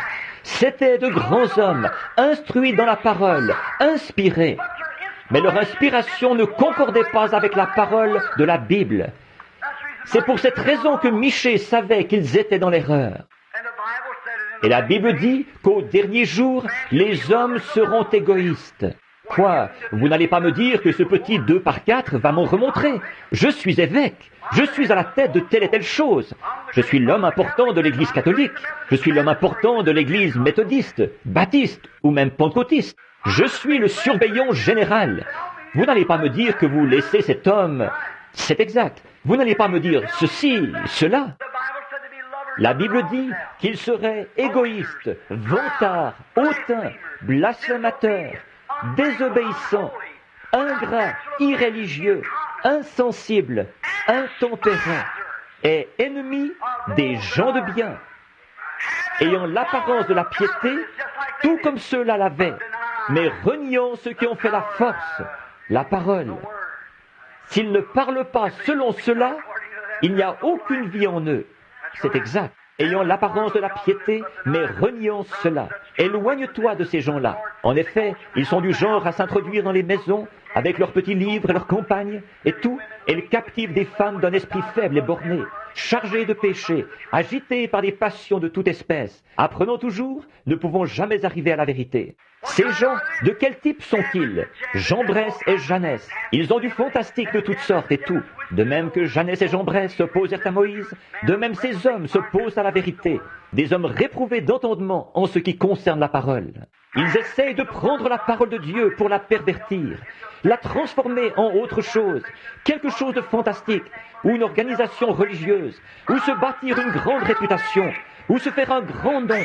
Éloigne-toi de ces gens-là. Tenez-vous-en à la parole. Qu'est-ce qui s'est passé? Il a dit, j'ai vu cet esprit de mensonge qui a dit, je descendrai les inspirer, je leur ferai prophétiser un mensonge. Et ces hommes qui voulaient tant plaire au public, oh Dieu, aide-nous. Ils voulaient tant prendre ça, être un docteur ayant la démangeaison d'entendre des choses agréables, qui se ferait détourner de la vérité pour se tourner vers les fables, comme le Saint-Esprit nous a prévenus et nous a dit qu'il serait dans les derniers jours. Ils veulent tant acquérir une popularité personnelle, plus de temps à la radio, plus de temps à la télévision, ou une plus grande renommée, ou plus de possessions dans l'Église, quelque chose de plus grand, en s'élevant eux-mêmes. Ils veulent tellement faire ça qu'ils ne regardent pas ce que la parole en dit. Mais Michée, lui, il regardait à la parole. Il avait la vérité, il avait la parole. Remarquez, alors il a annoncé ce qui allait arriver. Et ce type s'est approché de lui et il l'a giflé. Il a dit, par où l'Esprit de Dieu est-il sorti? Il a dit, tu le verras quand tu iras de chambre en chambre pour te cacher. Et Achab a dit, mettez cet homme en prison. Enfin, faites cesser toutes ces réunions. On ne veut plus de ces numéros d'exaltés ici. Ne vous en faites pas, ça va venir, ça. Mettez-le en prison et nourrissez-le du pain et de l'eau de l'affliction. Et quand je reviendrai en paix, je m'occuperai de lui. Autrement dit, je lui ferai couper la tête. Le brave Michée, il s'appuyait sur la parole de Dieu. Il savait que sa vision, oh Dieu, Il savait que sa vision concordait parfaitement avec la parole de Dieu. Elle ne pouvait pas faillir. Il a dit, si jamais tu reviens en paix, Dieu ne m'a pas parlé. Amen et Amen. Les amis, il se fait tard, mais je veux vous dire ceci, mon cher ami. N'écoutez jamais un programme qui vous dit que ceci n'est pas la parole de Dieu et la vérité. N'écoutez jamais quelque chose de fantastique qui n'a pas été annoncé et prédit par le Seigneur Jésus-Christ. En effet, quand lui-même il est venu et qu'il a guéri les malades, c'est seulement pour que la parole s'accomplisse qu'il l'a fait, seulement pour accomplir la parole. Il a prédit pour tous les genres d'église à la fois. Dans Apocalypse 17, il est dit « Je vis une femme, une prostituée, assise sur une grande bête écarlate. Sur 7 têtes, le Vatican est situé sur 7 collines. J'en arrive, il y a quelques mois de ça. Et il est dit, elle était la mère des impudiques, des filles qui étaient nées d'elle. N'importe quelle femme mauvaise peut produire une fille qui est bonne. Mais observez, une impudique, qu'est-ce que c'est ? Une prostituée. Ces femmes de mauvaise vie, qu'est-ce que c'est ? Ce sont des hommes, ce sont des femmes qui commettent adultère et qui vivent avec d'autres hommes qui ne sont pas leurs maris. Et ces gens, ces églises, ils prétendent qu'ils sont les serviteurs de Dieu et l'église de Dieu. Et ils intolèrent les choses du monde et s'y adonnent. Ils commettent de la fornication spirituelle. Ils laissent leur assemblée se maquiller. Les femmes porter des shorts. Et ils les laissent sortir et s'habiller comme le monde. Et ils ne condamnent jamais ça. Ils laissent les hommes fumer une petite cigarette en société ou consommer de l'alcool. Ils les laissent faire leur petite partie de cartes et jouer au billard au sous-sol et avoir les bals étudiants et les soirées dansantes dans l'église et des soupers où on sert de la soupe et tout le reste. Elles enseignent une petite théologie insignifiante au lieu de la parole du Dieu vivant. Vous savez que c'est la vérité. C'est insignifiant, puéril, efféminé, je ne sais quoi, du diable. Et au nom de Christ, je condamne la chose à la lumière de la parole de Dieu. Et je dis que nous devons être régénérés, inspirés du Saint-Esprit, nés de nouveau, marcher dans l'humilité et dans la présence de Dieu, si nous voulons jamais parvenir à l'enlèvement dans les jours à venir. Tournez-vous des choses de Dieu. Peuple, tombez à genoux. Église de Dieu, toi qui prétends avoir embrassé le bord des bénédictions de Dieu, tiens-toi à la parole de Dieu. Et tout ce qui est contraire, détourne-t'en tout de suite et continue à avancer.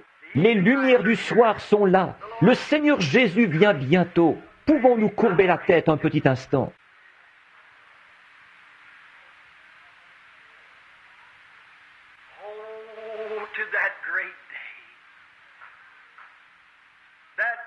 Oh, vienne ce grand jour, ce jour du jour, et ce livre des livres. Les livres furent ouverts, et tous les hommes furent jugés selon les paroles qui étaient écrites dans le livre.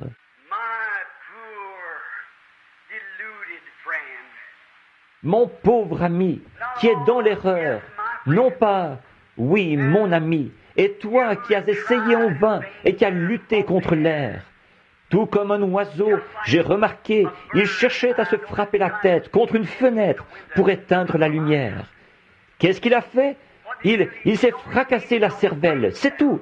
La lumière a continué à briller. Un jour, là-haut, dans la statue de la liberté, en haut, dans le grand bras, il y avait des petits oiseaux morts qui gisaient partout. J'ai dit, qu'est-ce qui s'est passé ? L'homme a dit, il y a eu de l'orage la nuit passée, et pendant l'orage, ces petits oiseaux ont volé dans la lumière.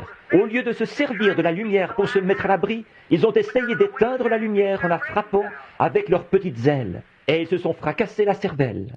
Ne cherchez pas à vous creuser la cervelle pour faire dire la parole de Dieu quelque chose qu'elle ne dit pas. Ne cherchez pas à vous mesurer aux associations d'aujourd'hui. Parce que si vous aimez le monde ou les choses du monde, l'amour de Dieu n'est pas en vous. Pourquoi ne pas simplement prendre la lumière de l'Évangile pour voler vous mettre à l'abri ce soir ? Oh, protège-nous, ô Dieu. Père Céleste, alors que des hommes et des femmes sont assis ici, des garçons et des filles, un peuple en route vers l'éternité, le pétrole et la lumière cosmique de ce monde, avec les 16 éléments différents dont nous sommes formés. Dans leur corps se trouve une âme, qui est d'un grand prix, le commencement, le début. Je te prie, Seigneur, de traiter avec ce cœur en ce moment, cette âme, ce point tendre qui vit à jamais et qui nous donne le mouvement. Je te prie de sauver chaque pécheur perdu ce soir, qu'il prenne conscience que ces grandes bornes routières que nous franchissons, ces panneaux de signalisation qui projettent de la lumière des deux côtés de la route, tout cela ne fait qu'annoncer l'apparition prochaine du juste, le Seigneur Jésus. Être son ami à lui, c'est la vie. Le connaître, c'est la vie éternelle.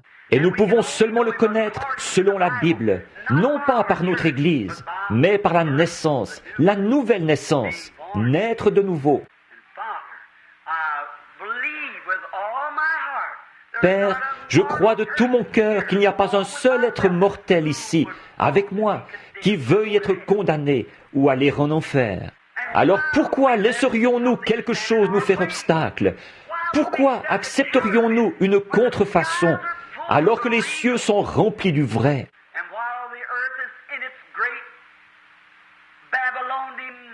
Et pendant que la terre est occupée à sa grande beuverie babylonienne, à boire du vin, à faire la bombe, les femmes à moitié habillées, des concubines comme Nebuchadnezzar en avait, il y a une main qui écrit quelque chose sur la muraille.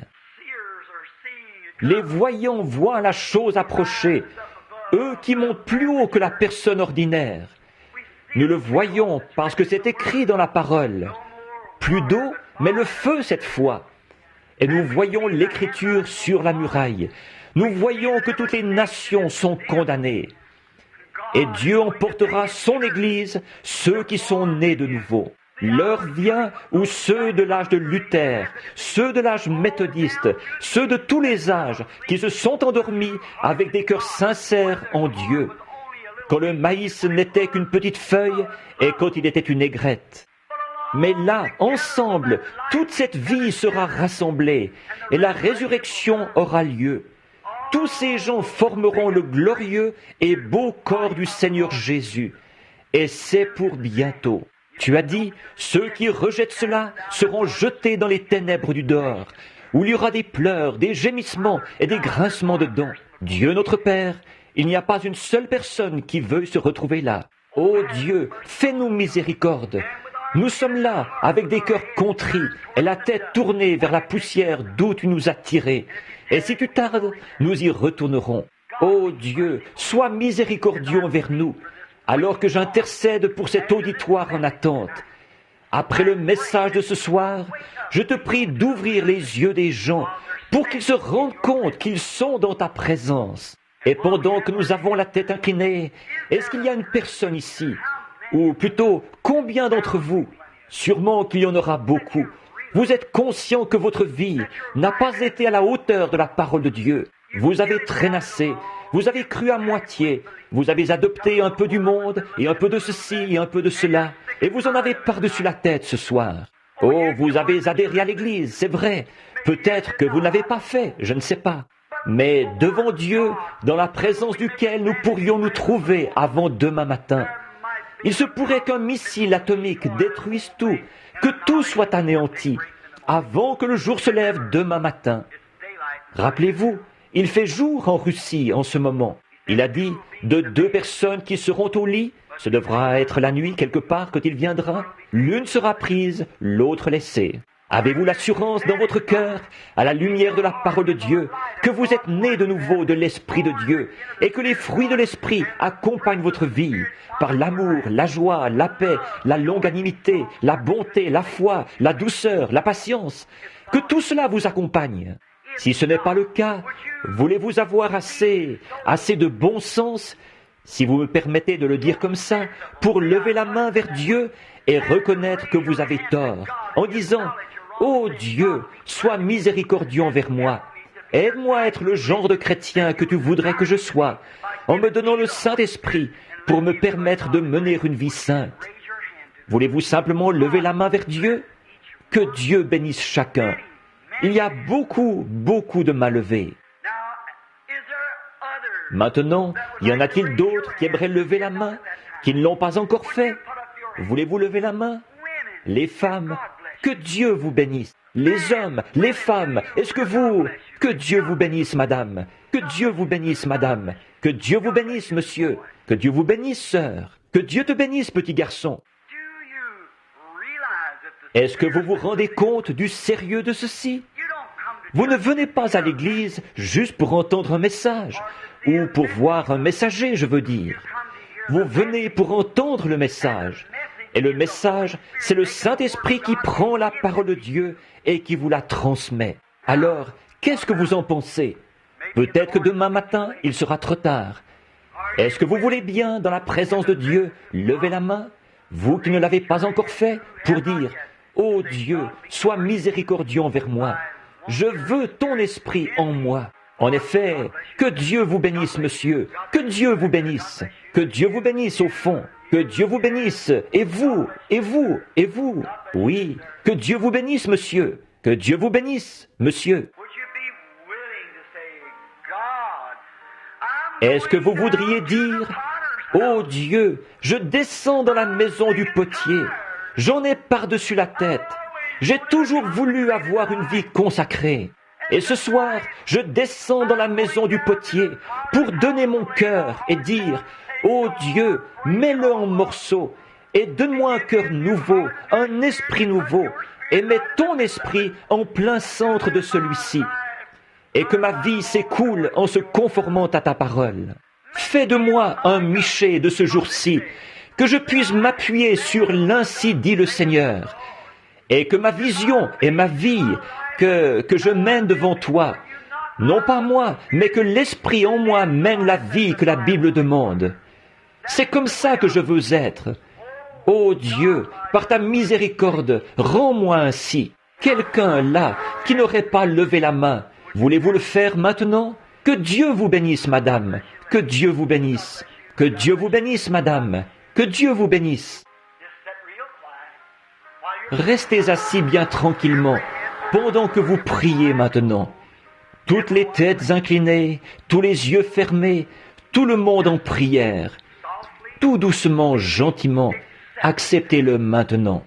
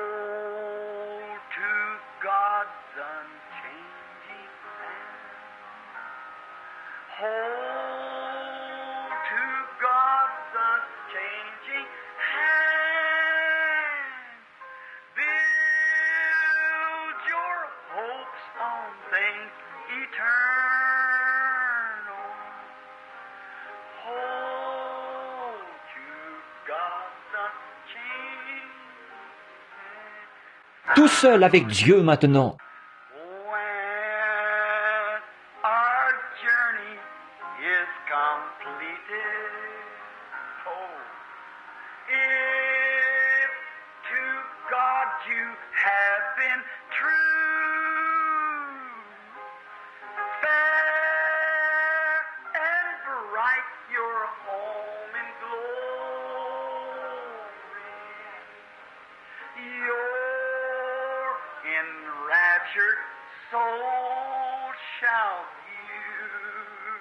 Alors, que devez-vous faire?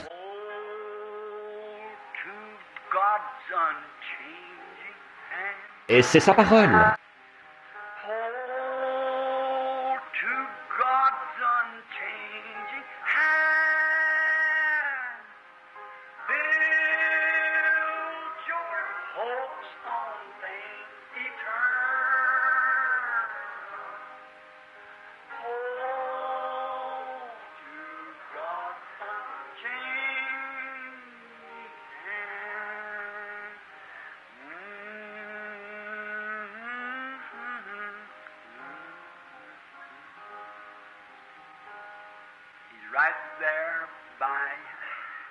Il est là, juste à côté de vous.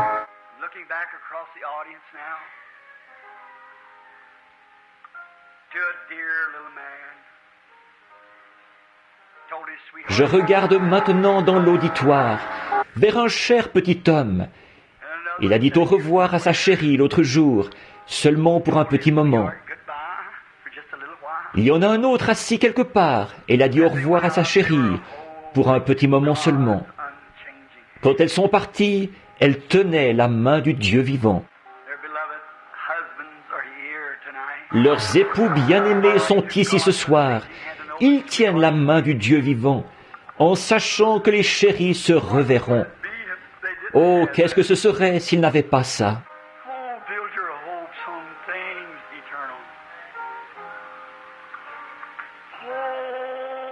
Oh, bâtis ton espoir sur les choses éternelles. Tiens la main du Dieu vivant.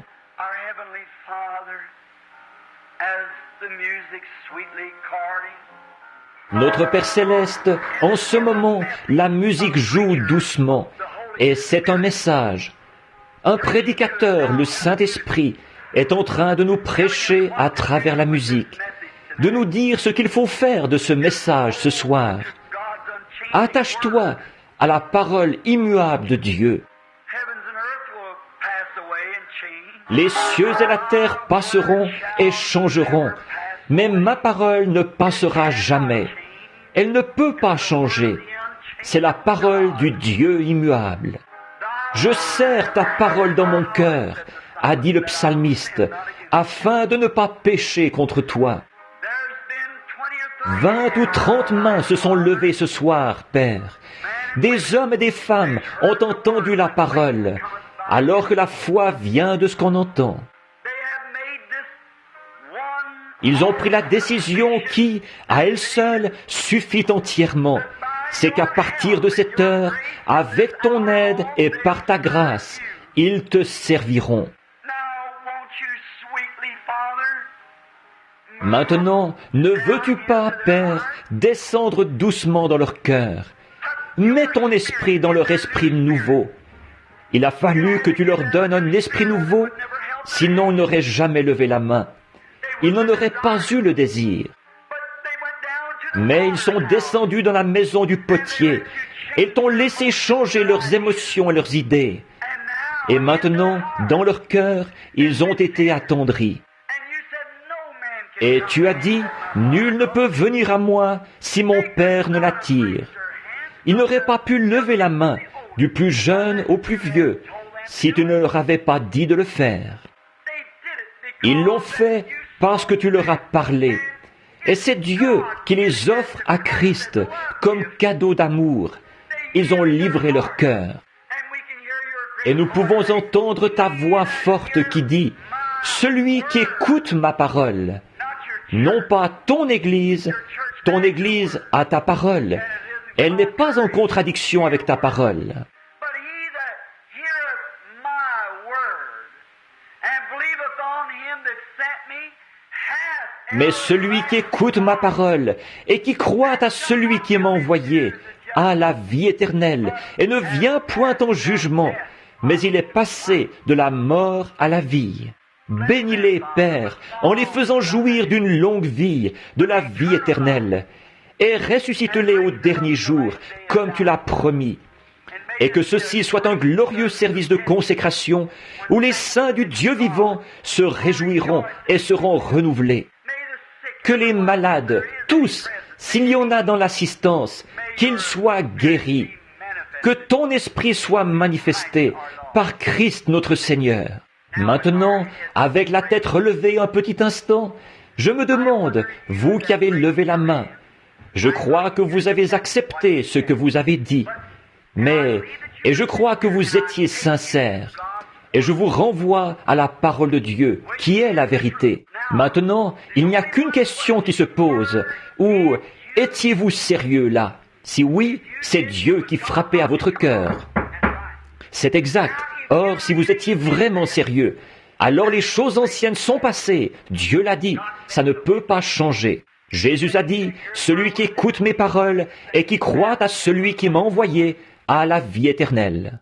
Je pense que si c'est vraiment ce qui s'est produit dans votre cœur, vous éprouverez assez de reconnaissance envers Dieu pour vouloir vous avancer à son autel ici, vous agenouiller et lui rendre grâce de ce qu'il a fait pour vous. Et pendant que la sœur continue à jouer le même chant, j'aimerais que tous ceux qui ont levé la main, avec ceux qui ne l'ont pas levé, qui voudraient, qui le devraient, avancez-vous. Agenouillons-nous et adressons un mot de remerciement au Tout-Puissant pour ce qu'il a fait pour nous. C'est la preuve que vous étiez sincères.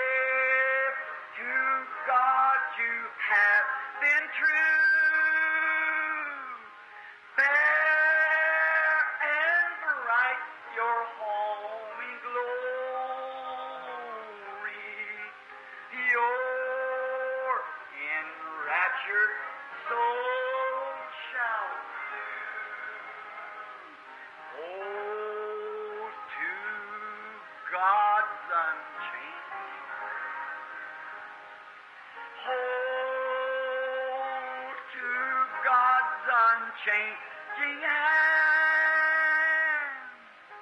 build your hopes on things eternal. Hold to God's unchanging hand. Oh, I'm going through. Oh, j'irai jusqu'au bout. Maintenant, je me demande, il y a beaucoup de pasteurs et d'évangélistes avec nous ce soir qui aiment voir des âmes entrer dans le royaume de Dieu. Je me demande, les frères, si vous... Viens, pasteur. Et je me demande si les frères voudraient venir se placer en avant ici. Nous allons prier pour ces chers gens. Savez-vous quoi? D'après la parole, et je la mets à l'épreuve, à l'essai, ils ont levé la main pour témoigner de ce qu'ils allaient accepter la parole éternelle de Dieu ce soir et croire. Et j'ai dit, maintenant nous avons prié. Maintenant, regardez ce que Jésus a dit. Reportons-nous à la parole, là. Nous avons beaucoup de fantastique, mais reportons-nous à la parole. Jésus a dit, celui qui écoute ma parole et qui croit à celui qui m'a envoyé a la vie éternelle et ne vient point en jugement, mais il est passé de la mort à la vie. Dieu l'a dit. La question est réglée pour toujours.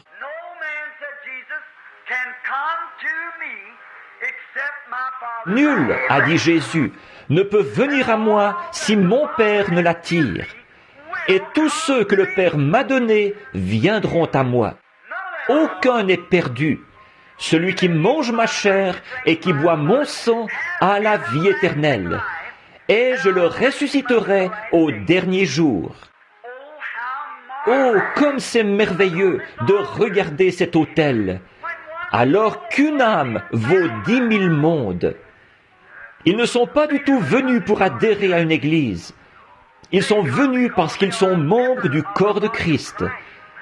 Ils sont venus ici pour rendre grâce et pour prier. Et je prie le Saint-Esprit d'oindre et de remplir chaque cœur d'un bout à l'autre de l'autel ce soir, d'un esprit paisible, doux et humble, qui produira les fruits et la justice de Christ tant qu'il y aura un souffle de vie dans leur corps, et jusqu'à ce qu'ils rentrent à la maison dans la gloire. Est-ce que les évangélistes et les pasteurs voudraient venir se placer ici avec nous pendant que nous prions, s'il vous plaît? Chacun, quelles que soient les églises auxquelles vous êtes affiliés, ça n'a rien à y voir. Nous voulons simplement que vous veniez tout autour des gens.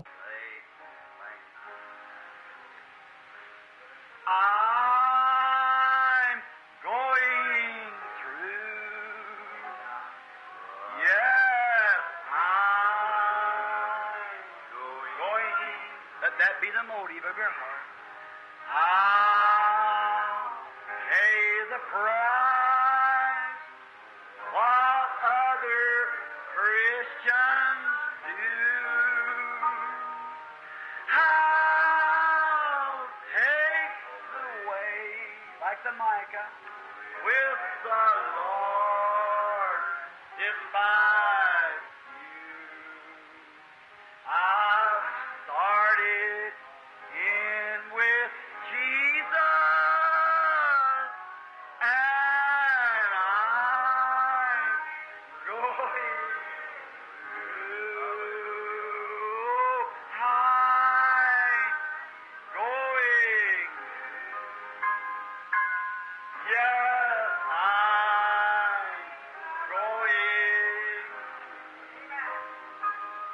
I'll pay the price for what other Christians do. I'll take the way with the Lord despise you. I've started in with Jesus, and I'm going through. Is there another J'irai. Y a-t-il une autre personne qui aimerait prendre ce chemin? Si vous avez honte de moi devant mon Père ou devant les hommes, j'aurai honte de vous ce matin-là devant les anges. Are you ashamed before this little audience tonight? Avez-vous honte devant ce petit auditoire ce soir de prendre position? Avez-vous honte? Celui qui me confessera devant les hommes, je le confesserai devant mon Père. I'll take the way, Lord.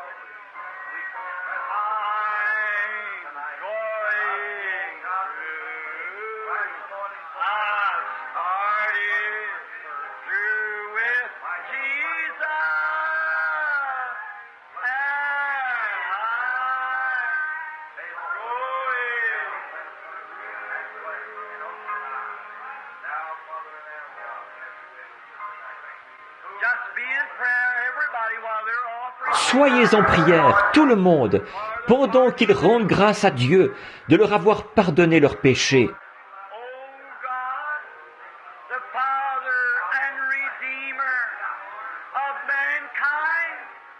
Ô Dieu, Père et Rédempteur de l'humanité, ceux-ci sont venus ce soir en confessant qu'ils n'ont pas pris suffisamment leur place dans le corps de Christ.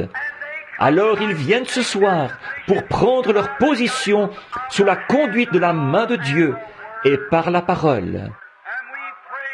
Et nous te prions maintenant de les placer à leur position dans le royaume, là où ils accompliront leur service. Et puissent-ils croire d'un commun accord ce soir à ta sainte parole. Et puisses-tu par le Saint-Esprit leur parler, et qu'ils soient simplement, par l'inspiration, guidés vers la position à laquelle tu les as appelés, dans le corps de Christ. Ô Dieu, combien nous te remercions de ceci. C'est quelque chose de glorieux à tes yeux. Nos cœurs sont remplis d'allégresse de voir des hommes et des femmes qui sont prêts à s'agenouiller humblement à l'autel et à confesser leurs fautes et implorer ta miséricorde. Amène-les jusqu'au bout du chemin, Seigneur. Tes serviteurs oints, les ministres de la parole, se tiennent auprès de ces gens, et je me tiens ici, près de cette chair sacrée. C'est un moment merveilleux. Les anges de Dieu se sont installés. Ils campent autour de ce bâtiment ce soir. En effet, il est écrit dans la parole, les anges de Dieu campent autour de ceux qui le craignent. Et au milieu de ce glorieux monde invisible qui nous entoure en ce moment, qui dirige nos émotions pour nous amener à la repentance, pour nous faire voir ce qui est mal, que nous avons mal agi. Avec des cœurs contrits, nous renonçons à nos mauvaises voies, Seigneur, et nous demandons la miséricorde divine. Et que le Saint-Esprit, qui nous a promis la miséricorde, l'accorde à chacun de nous, alors que nous supplions Dieu humblement, que nous lui demandons d'accomplir sa parole et de façonner nos vies et notre caractère pour qu'il s'accorde avec sa parole. Nous le demandons au nom de Christ.